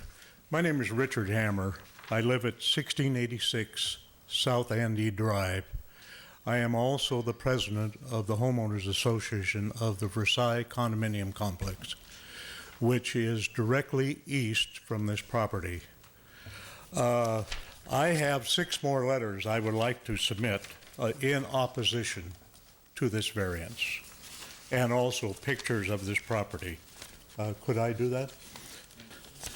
Let's see if I had them all here. Yeah. Okay.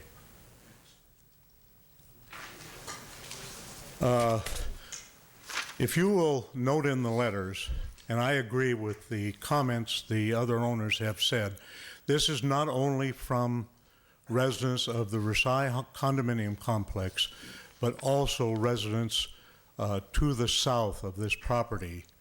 And this property is a first-class eyesore. It has been an eyesore since I have lived in the Versailles in 10 years. And if you'll note, there are other people since 1981. This place has been under construction or remodeling or whatever goes on. And from what I understand here, there's been work done there without permits. And I just do not have any confidence in these owners of this property of carrying through and completing this property.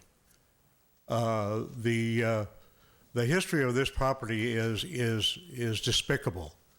I just don't understand why we're giving them a variance to add another addition onto a building which has been sitting there as an eyesore for years and years and years. I mean, when do we draw the line? If they did not take out permits, isn't there a fine process for fining these people for not taking out permits? And I just very strongly oppose this variance. And I also, number 2, I think the property as it stands now should be completed before they start adding on another building. It just adds to one problem right after another.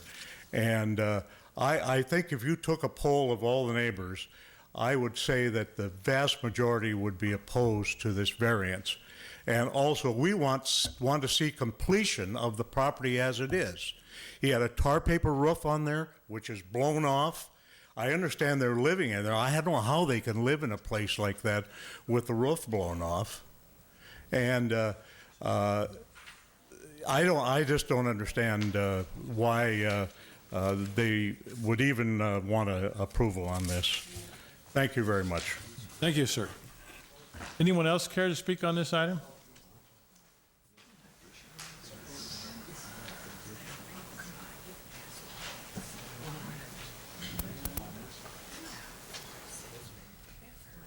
Sonderling. I've been living in the area for... Ma'am, pull the microphone down right there so we can hear you. My name is Ruth Sonderling, excuse me, but I have laryngitis. And I've lived in this area for a very long time, and that place is absolutely a disgrace. And it should not be given a variance of any kind until the whole place has been renovated properly and been taken care of, because it is absolutely awful. It is an eyesore, and it's the only property in that entire neighborhood that's just an eyesore of you wouldn't believe what it looks like. It's just awful. And if they haven't finished it by now, how can they add on to a piece of property? I think it's really shouldn't be given, should be torn down. Thank you, ma'am. Don't hold back.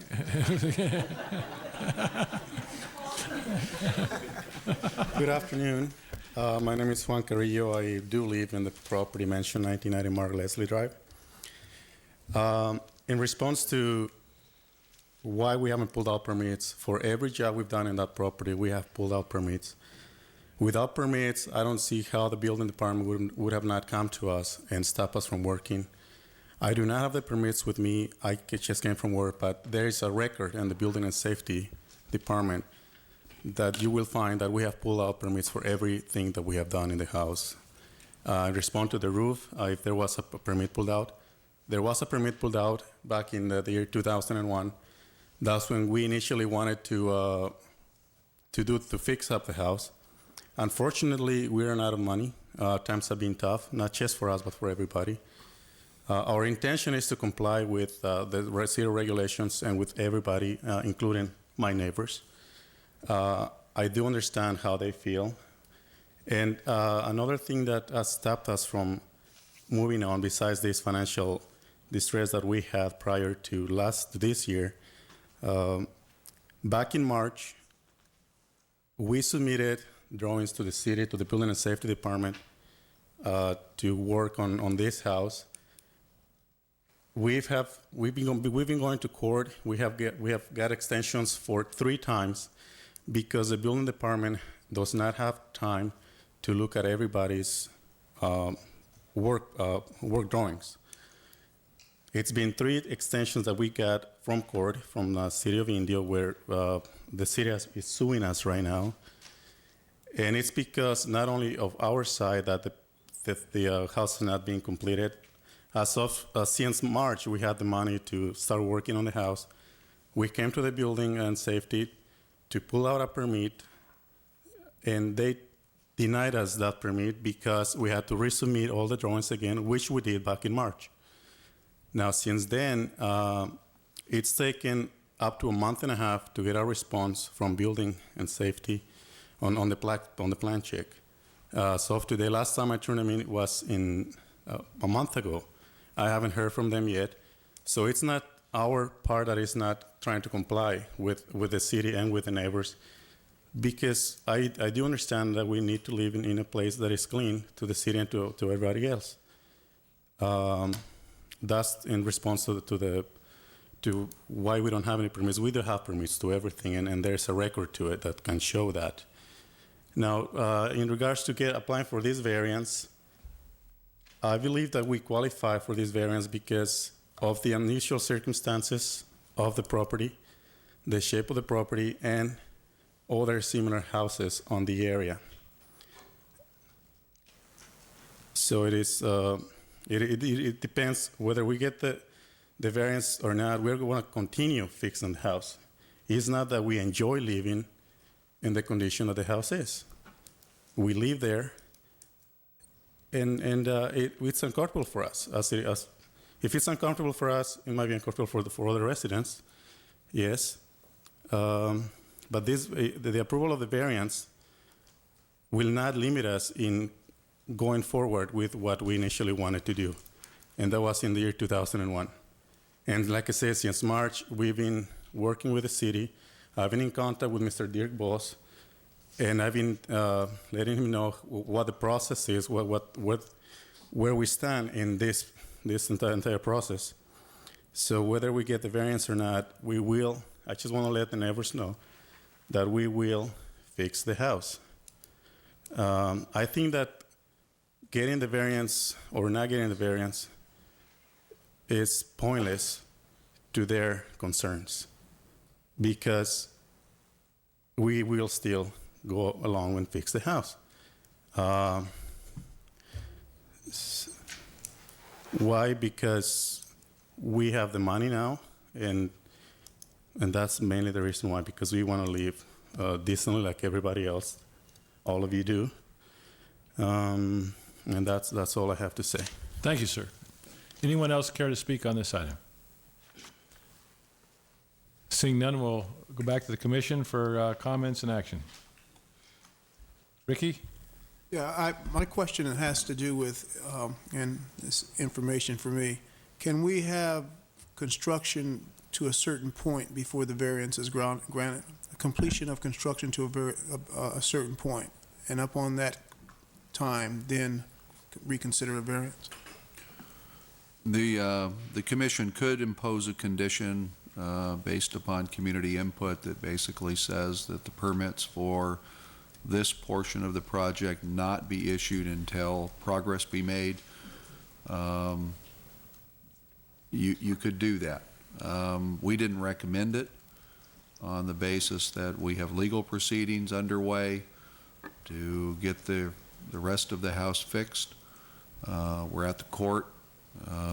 Obviously, there's disagreements as to why we're still in court. That's why we did not make that subject to our report. That's a legal proceeding handled, by the city attorney's office. So you could impose conditions. If they're going to come in and try to fix the property quickly, I don't think holding off, allowing them to do some work speeds it up. It just means you're going to have a longer construction project. Meaning they've got to work over here, and then when they get done there, they start working over here. So you could impose that type of condition. I'm not sure it gets you anything more than leverage to try to get them to fix what they have today. I think we're real close to having the courts help us with that. Mr. Chairman, I just have one question. Looks to me like most of the rear of the house already infringes on the setback. Is that not true? I mean, you said there's a 15-foot rear yard setback, and most of the house, I mean, the corner that we're talking about is It's just just filling in the corner, and the rest of the building already Yeah, I mean, already is in if the we brought setback. you a subdivision map or an aerial photograph and you saw how this property actually sets, it's a very unusual piece of property relative to setbacks and neighborhood orientation, and it's a very small variance. But so, am I incorrect? This portion that's on the Exists. leftmost part of, that's closest to Sonora, most of that Right. building's already in the setback that we're talking about. Correct. So we're just talking about extending that little corner so that the building could be square rather than notched. Just that little green area. And, well, there you have it, as far as I'm concerned. I mean, most of the building's already in the setback, and it exists. So we're talking about making the building square or making the building notched at the corner. And the rest of the issues, I think, are not in our purview, and they are completely separate about whether permits. If were you add a pulled and all that. condition, we may get in the way of the court proceeding, and that's why we really just said, all he's asked for is a variance, and that's the Well, only real thing before you. And I am very sympathetic to the neighbors, but I think actually granting the variance will either, will precipitate either this property being fixed or torn down or whatever is going to happen. So I would move approval of case number 6.472 for application for a variance. I'll second. Okay, we have a motion and a second public hearing item, so we need a roll call vote. Mr. Hokanado? Aye. Mr. Wright? Aye. Ms. Conrad? Mr. Grinch? Mr. Matthews? No. Ms. Morantz? No. Mr. Schoenberger? Aye. So the application is granted 5-2. Moving on, we now come to case 5.0334, PD 164A, application by City of Palm Springs for final design for the Palm Springs Convention Center northerly parking lot and landscaping plan located at 277 North Avenida Caballeros, Zone PD 164, Section 14. Continued from the meeting of September 3, 2003, and I think we have to go through our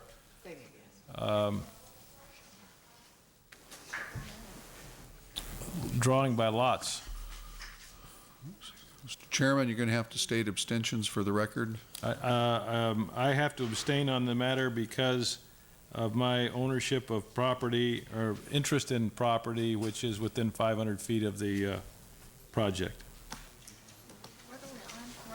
Mr. Chair, I'll have to abstain because I'm employed by an agency that does business with the convention center. We'll come back to 6. Let's finish this and we'll come back to 6. We're in on this one, and I skipped 6. We'll come back and take care of it. Other conflicts? Mr. Chairman, I have a conflict. I manage property adjacent to the convention center. Okay. Mr. Chairman, I have a conflict. I'm have a share of property in the area. Okay. So that leaves who without conflicts? We have 3. So we need to draw to find one more commissioner who can participate. Mr. Chairman, in accordance with state and local procedures, what we're going to do is have you draw lots. The commissioner that receives a slip of paper that says yes will participate. They may vote and take action just as the other planning commissioners. The commissioners that get the no slips, they get to take a break and leave the room. Has he got new paper or is he using the old stuff? Recycle? Yes. Recycle. Yeah, I had to tell.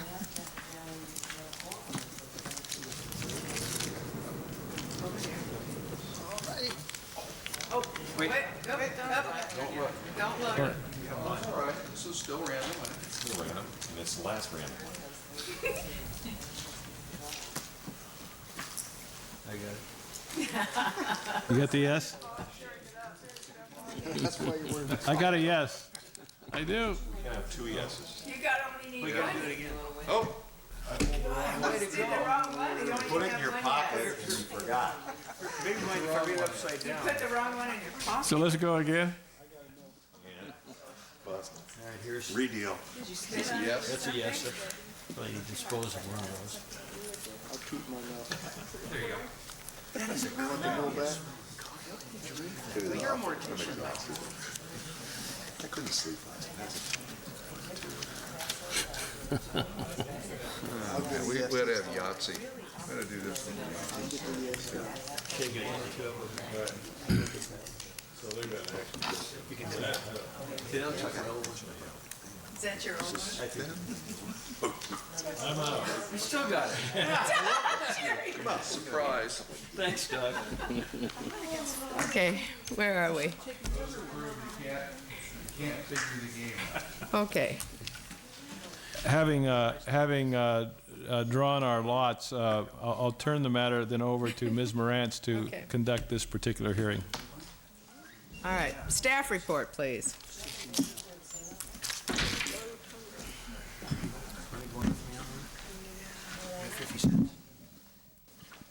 They walk slow. Madam Chairman, this is the item relative to final development plans for the Palm Springs Convention Center, the north parking lot north of Amato at Calle Alvarado. This is an extension of an existing parking facility that the city constructed some years ago in this location. New facility meeting all of the current property development standards for a parking lot with a couple of exceptions that I will point out. The Calle Alvarado is here, Amato is located here.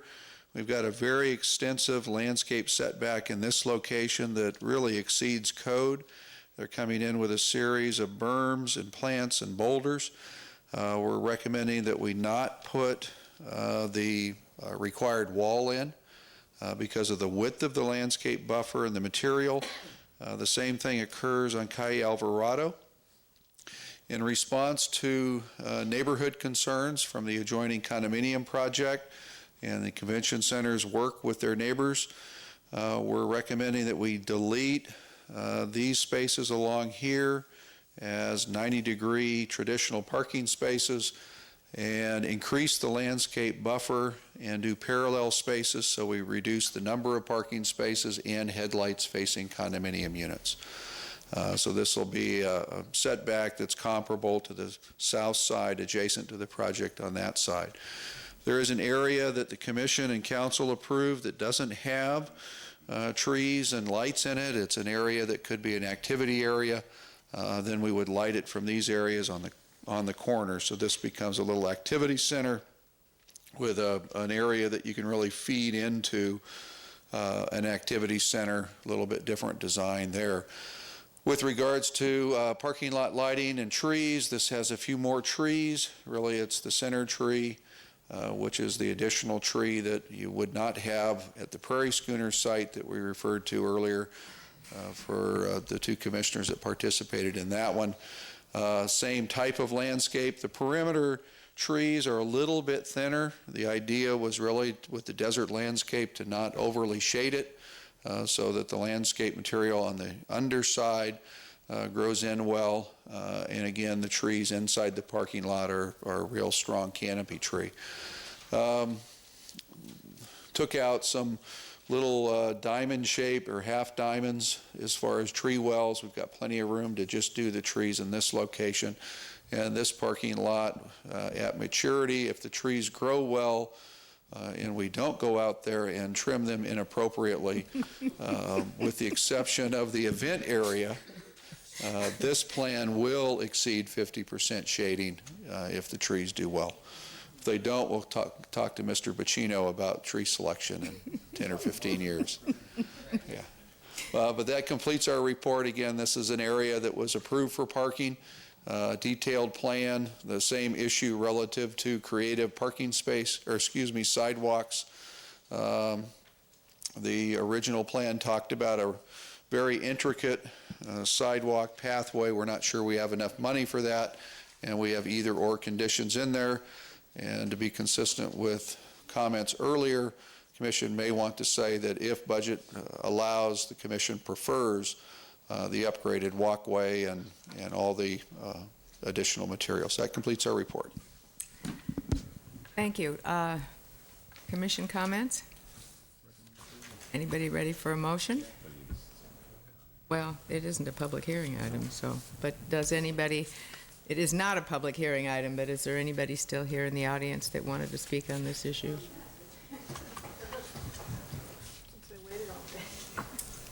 As long as we've been here all afternoon. Yes, I wouldn't, I'm sorry. My name is Pat Sutter. I live at Center Court Club, which is the community right next to this.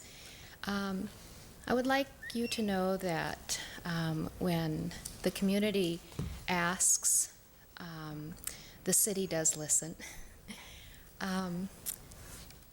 The improvements that they made on the final drawings were not to have the cars park into our homes and to increase the landscape to 21 feet outside our wall. And as I have mentioned before, our doors and our bedrooms are pretty close to that wall. So we are so happy with these plans, and our community would like to say thank you to everybody that figured this out for us. Thank you. Thank you, Mrs. Sutter. Anybody else? Ready? Yep. Go ahead. Madam Chairman, I'd move approval of case. Well, I've got a question. Wait. Doug, a question on the plans. Looking at the parallel parking adjacent to the property owner's fence, couldn't we just as well take and mirror the other side of the lot, just make that a drive and not have any parking at all, and still pick up the same amount of spaces by adding one space in each one of the other bays? As far as shifting the... Right. Yeah, take this completely away from the fence and put it right here. Just move this planter over one space wide. You should start shifting the alignment of the driveway just a little bit. The design team looked at it and felt that it works this way.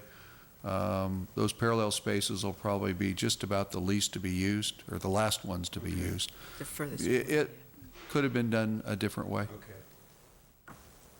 Thank you, Director Mills. Go ahead, Mr. Matthews. Mr. Chairman, I'd move approval. Madam Chairman, I'd move approval of case 5.0334 PD 164A. Subject to the following conditions: that the handicap sidewalks be widened to a maximum of 6 feet. Posted all zero cut-faced handicap parking spaces with no wheel stops permitted. Remove trees along the northeast property line, delete the minor tree well pop-outs in the perimeter of the parking lot. Then the final design, subject to staff review and approval, including the use of standard colored concrete for sidewalks adjacent to parking or the upgraded sidewalks if approved by the staff. I'll second. It's been moved by Mr. Matthews, seconded by Mr. Grins. Any other comments? All those in favor signify by saying aye. Aye. Any opposed? Motion carries.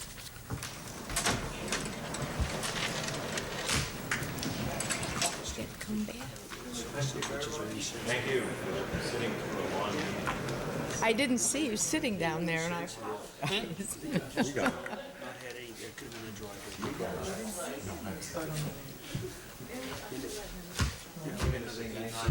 Yeah, I know.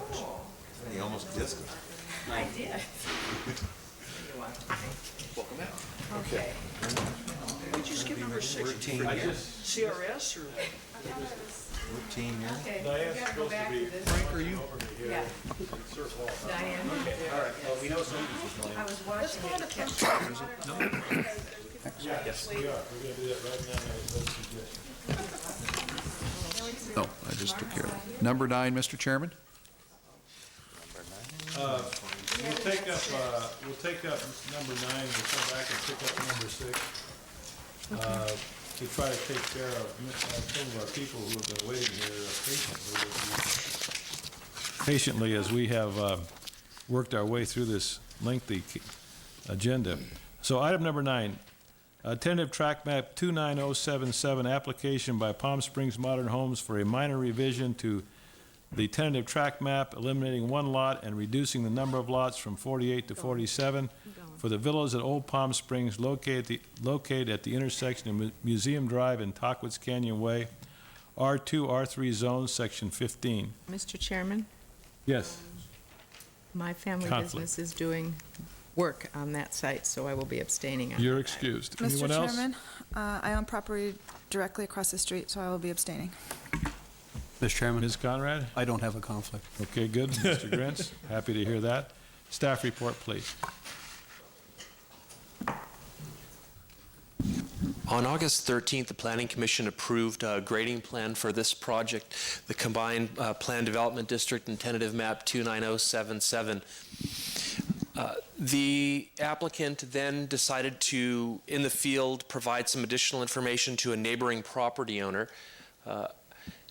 erecting story poles on these lots, which essentially was lot 44 and 45. In the meantime, they decided that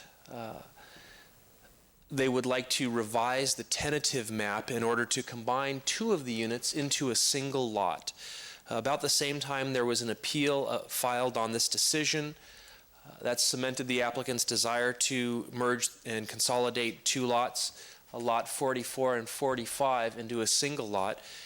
At the same time, the applicant decided he would, instead of having a two-story building, build a one-story across both of those lots. So before you today, you have a request to reduce the number of lots from the tentative map from 48 to 47.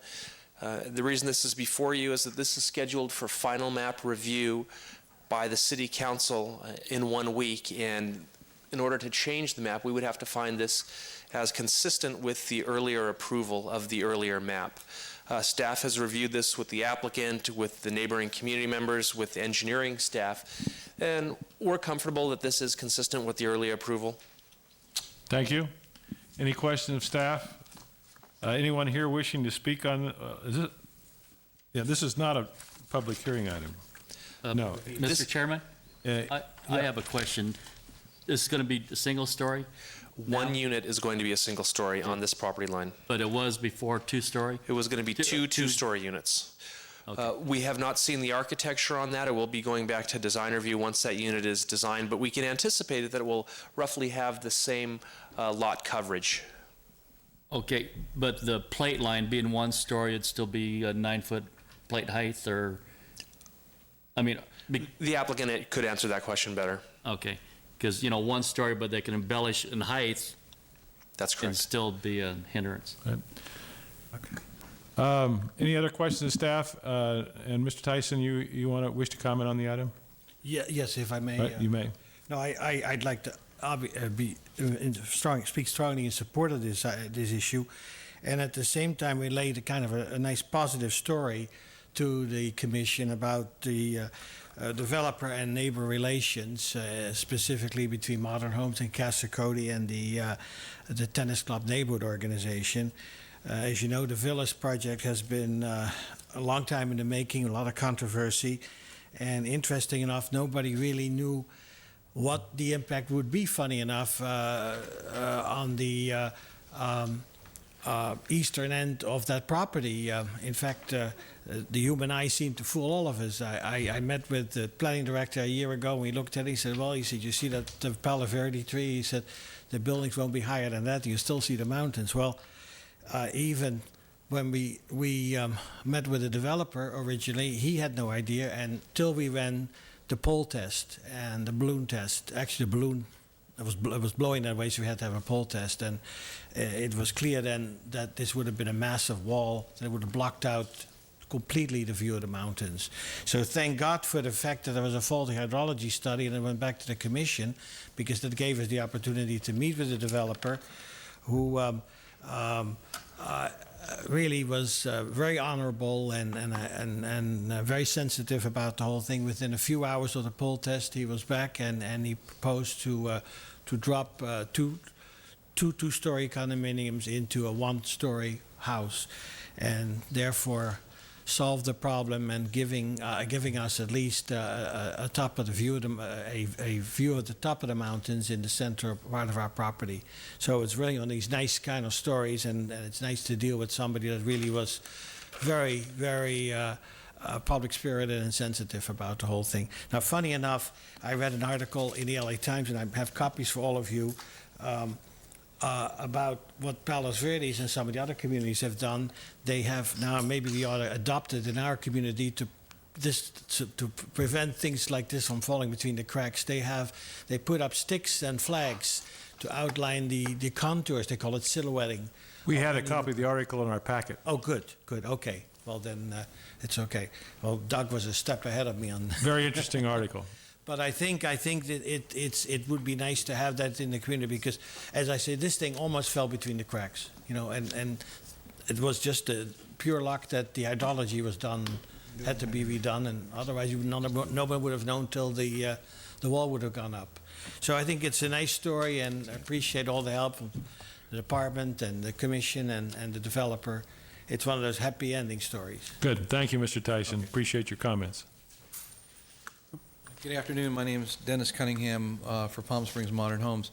In answer to the question on the single-story home, we will be running under the guidelines of an 18-foot ridge line and a 9-foot plate line in the back to answer your question with regard to the 18-foot, and we'll be back in here again.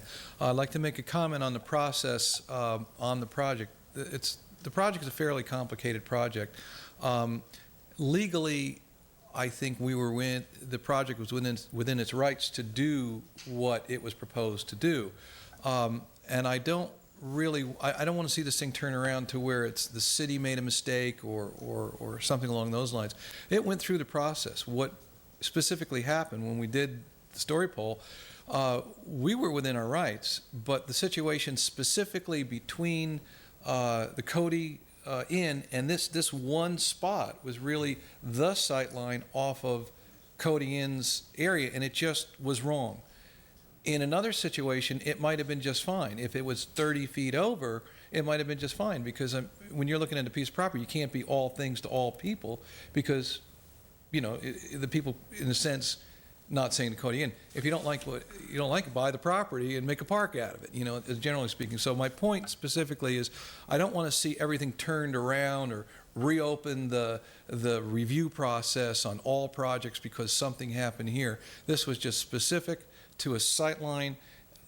The houses could have been sited differently during the process, and you can't catch it all. And even with story polls, something could happen like this. This was a specific situation on a specific area, and it worked out. So I just want everyone to be clear on that point. Thank you, Mr. Cunningham. Thank you. Anybody ready for motion? Motion? Yeah, I recommend approval of minor revision to PDD 254 and to tentative track map 29077 for a 47-unit gated community located on the south side of Tacos Canyon Way, West Museum Drive, subject to the conditions outlined in the resolution. I'll second. Second by Mr. Hokenadel. All in favor, please say aye. Aye. Aye. Any opposed? Passed unanimously. Nice Thank job. you. Yeah, thank you, Mr. Cunningham, for working that out. That's a nice thing to do. Yeah, it's going to be a great project. We're looking forward to it.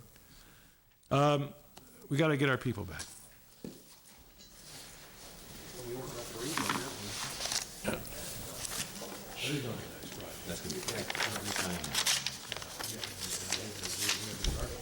Chairman, if I just make a comment, if you haven't gone down to see that site when it's all cleared out, it really looks different now that you can really get in and see how big the site is. It's really a unique piece of property.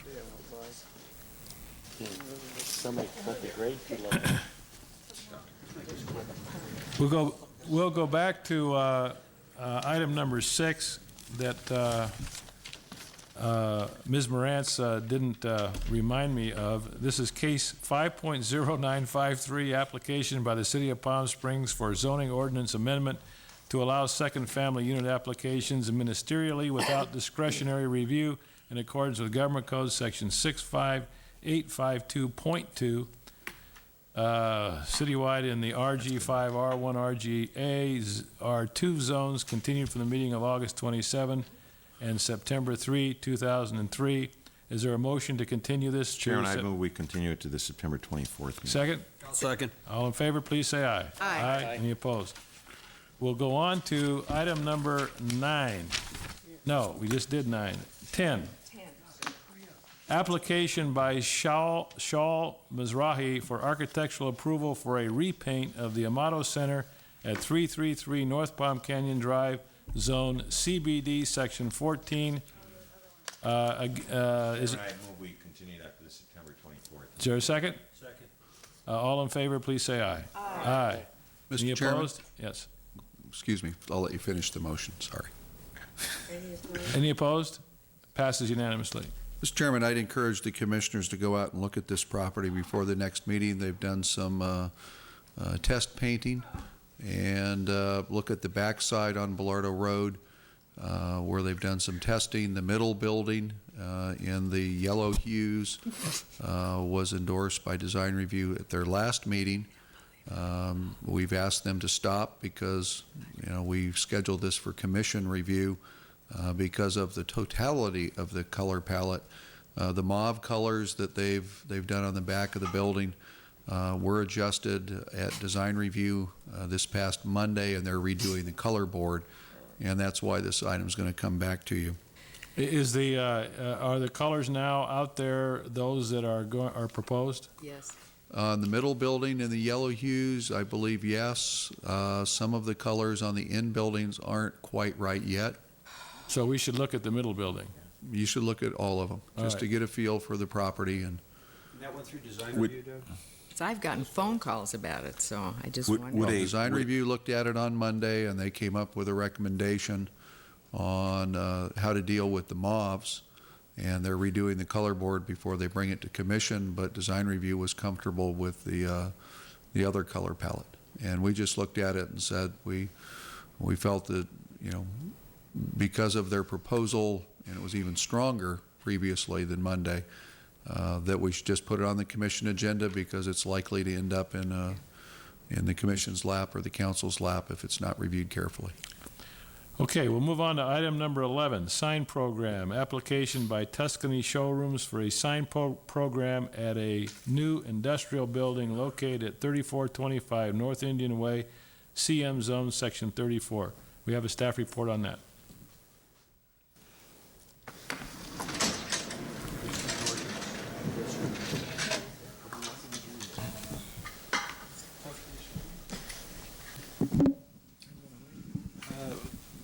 We have a new office commercial building going off on Indian Avenue, kind of going out of town off San Rafael.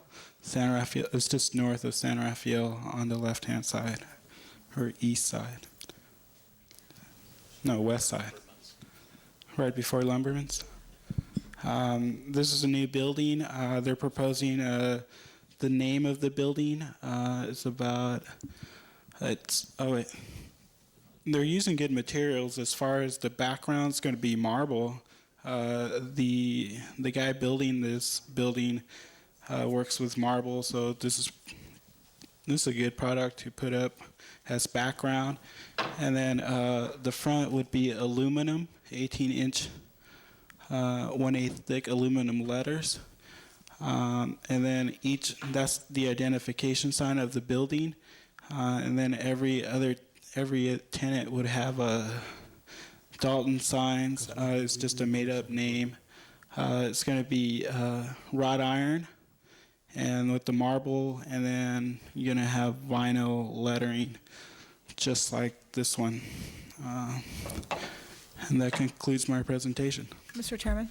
Yes. I was at design review, and I move approval of sign program application for Tuscany showrooms. I'll second. All right, we have and all those in favor, please say aye. Aye. Aye. Any opposed? Passes unanimously. How do you feel about 12? Go to number I feel the 12, same way I was at application. design review. Item 12, application by Palm Springs Commerce Center for a sign program at a new industrial building located at 1301 Montalvo Way, M1P Zone, Section 7. I'll spare you the discussion, and I move approval. Does it meet the sign ordinance? Yes. Second. All in favor, please Aye. say aye. Aye. Any Aye. opposed? Passes unanimously.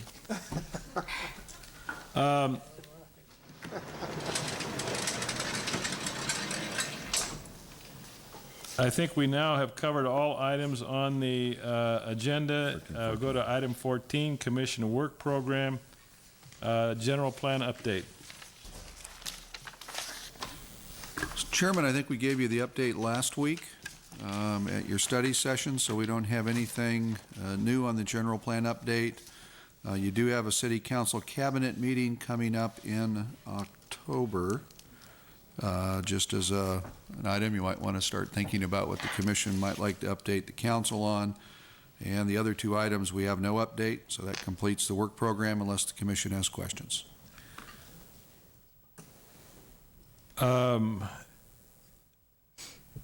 Anything on work program priorities and subcommittee assignments? Did you cover that? I covered all of them, Mr. Chairman. City Council Cabinet Meeting, you said, Section 14. City Council Actions Update. Last week, Mr. Chairman, the City Council approved a number of cell phone towers for Verizon that the Commission had previously recommended. We did get the information from Verizon with regards to coverage, and the Council did approve a 55-foot tower at Indian Canyon and Vista Chino, and the Commission wanted to have staff look at that. We had the information. We presented it to Council. They were comfortable. The condominium project on just east of Caballeros by the tennis center. The council Bristow. continued. Yeah, Bristow. The council continued that item. There were some questions about the project design and its merits, so we'll bring that back to council next week with the applicant. Mr. Evans, is that the project that is just to the west of the tennis center? Well, it's a couple of properties west of the tennis center. Okay. Yeah. It's north of the Rose Garden. There's Caballeros Villas, I think, right on the corner of there, and it's just to the east. Between those, okay. So it was a project that the commission, first time it looked at it, you were very concerned about it, and they worked it for a year plus to gain their approval. So it was not an easy approval for the commission, and I think the council, just had concerns about the design, and the issue before them really was the map. So we'll take that up next week. A couple of resolutions of convenience and necessity we worked for beer and wine sales, one at a Mexican grocery store meat market on North Palm Canyon, and also one at the convenience market up on North Indian Canyon. Just things we worked on. I think I covered it last week, but I may not have. Larry Menez, our principal planner, has been rehired by the city we took him away from, the city of Highland. Oh, no. and they've offered him the position of city planner. And it's 20 minutes away from Larry's house in Lake Arrowhead. There's no way he can pass up the proximity to home and two small kids. So we're going to. Yeah. Oh, Larry's a good guy. And, Well, what are you going to do with the general plan? we're going to have to do some reassignments, and Oh, boy. we're going to, unfortunately, this will be challenging to try to keep up with the current as well as the general plan committee. We'll do some reassignments. We'll regroup, and we'll plug away. Wow, okay. That's too bad. I'm sorry to hear that. Commission staff reports and requests. Mr. Grants. Well, a couple of things. First, the sign program, Doug. I guess a couple of us just asking, this meets the current sign ordinance for what the zone is. Why do we see this stuff? The current architectural approval ordinance says the planning commission shall approve Well, shall is a sign good programs reason. Okay. for multi-tenanted buildings. When we rework the sign ordinance, we are going to take shall out and make them subject to staff approval unless That's where it should appealed. be. Okay. Any other comment? Yeah, well, just observations. It appears that the Spanish Inn, they've painted a little bit more of the outside, so there's a little bit of movement there. But next door to it, what is it, the Indian Trails Arms or Indian whatever Manor. it was? Indian Manor is the same disaster that it has been once they stripped the stucco. I mean, it was a dump before, but now it's an absolute eyesore and has maintained, it's been an eyesore for 6 months. What's happening? Nothing. And I mean, you're seeing what's happening. can we do anything? We can try to prod the owner. He's pulled permits, and he has 180 days to call for an inspection, and he can unfortunately push that out as he goes. I drive by it many times every day, and there isn't a soul working on the site. And Doug, also on that property, I find it sort of a safety issue with their security fence they have up around it. You have to pull out partially into Indian Avenue to see oncoming traffic. You can see they attempted to angle it back there, but it's not enough. And I've had a couple of people make comments to me, and also I've been there myself. So there has been some activity on the site. Collection. Yeah. Driving by. I would like to say that I think Commissioner Grants brought up a few months ago that that first parking spot, I don't know what's going on in Alejo and Indian, but it's a mess. But it's exacerbated right now, the fact that the first parking spot on Palm Canyon going north since our new configuration has to be deleted. Yeah. There's not enough room between the left-hand turn from Palm Canyon onto Alejo. If there's a car parked there for the car turning right, there's not enough room, and it's just an accident waiting to happen. That first parking Almost in place front of the needs to be fountain, deleted. yeah. And I know they're at a Yeah, 'cause premium. They widened the street. They fixed most of it, but the It's one gotta go. space that they put back still needs to go away. You're absolutely right. It's quite The dangerous. improvement of the street's dramatic with what Dave did to it, but that space still needs to go away. I think the issue is a conversation that was made with the city manager from the coffee shop owner wanting more parking. That's what it goes back to. There are a number of official and unofficial traffic engineers continuing to try to refine that and move parking spaces around, so it's, It's still pretty scary when you're going in one direction and you see a car going in the other. yeah, you've been conditioned well. Yes, I've been here too long. Other comments? Yeah, item 10 that we continued, which is painting of the Amato Center. If a commissioner were a member of the O'Donnell Golf Course, would that be a problem for them to vote on that particular matter because it's paint? It's right across the street. We won't have a quorum. I'll have to look into that. All right. Okay. Other comments? I have Yes. one. Ms. Morantz. I don't know how long ago it happened, but I turned on a street the other day, I believe it was El Alameda, and found bollards all the way across the street. And I kind of wondered when that happened and where was I? Where was I when that happened? El Alameda and what? I was writing the O'Donnell It's the issue. street closure in the movie The colony street that closure in the movie, yeah. The neighborhood had multiple meetings through the Same street neighborhood John's is on. involvement Yeah. and with Yeah. David Reddy Okay. and the traffic engineer. And I that's guess okay. question is. I was just kind of surprised it was just, It's a crime John problem. Westman comes in and they want to shut a street off and we don't, we say, no, you can't. And then another street is shut off because there was a community involvement that we never heard about. And, you know, just Well- wondering, we have multiple things here. Well, there's a difference between the actions. The issue of a street closure, the city engineer and the city manager can do that. The issue that we asked the planning commission is, do you want to vacate a general plan street? If it's not a general plan street, we can do summary vacations and do them differently and not involve the commission. In this particular case, all we did was a trial interim program in response to community meetings and neighborhood meetings, and the city engineer, police chief, city manager felt that a quick interim solution would be a good test to see if it solves problems, and we're getting pretty positive feedback. Okay, but it wasn't something that I just sailed through and missed. Okay. I drive that way every day, and I never remember the ballots are there, and I have to go all the way around the block. And my second Any point other is comments? thank you that the revival sign has gone away at the Sun Center. If not, meeting's adjourned. Hurry or something now? Wait, hold.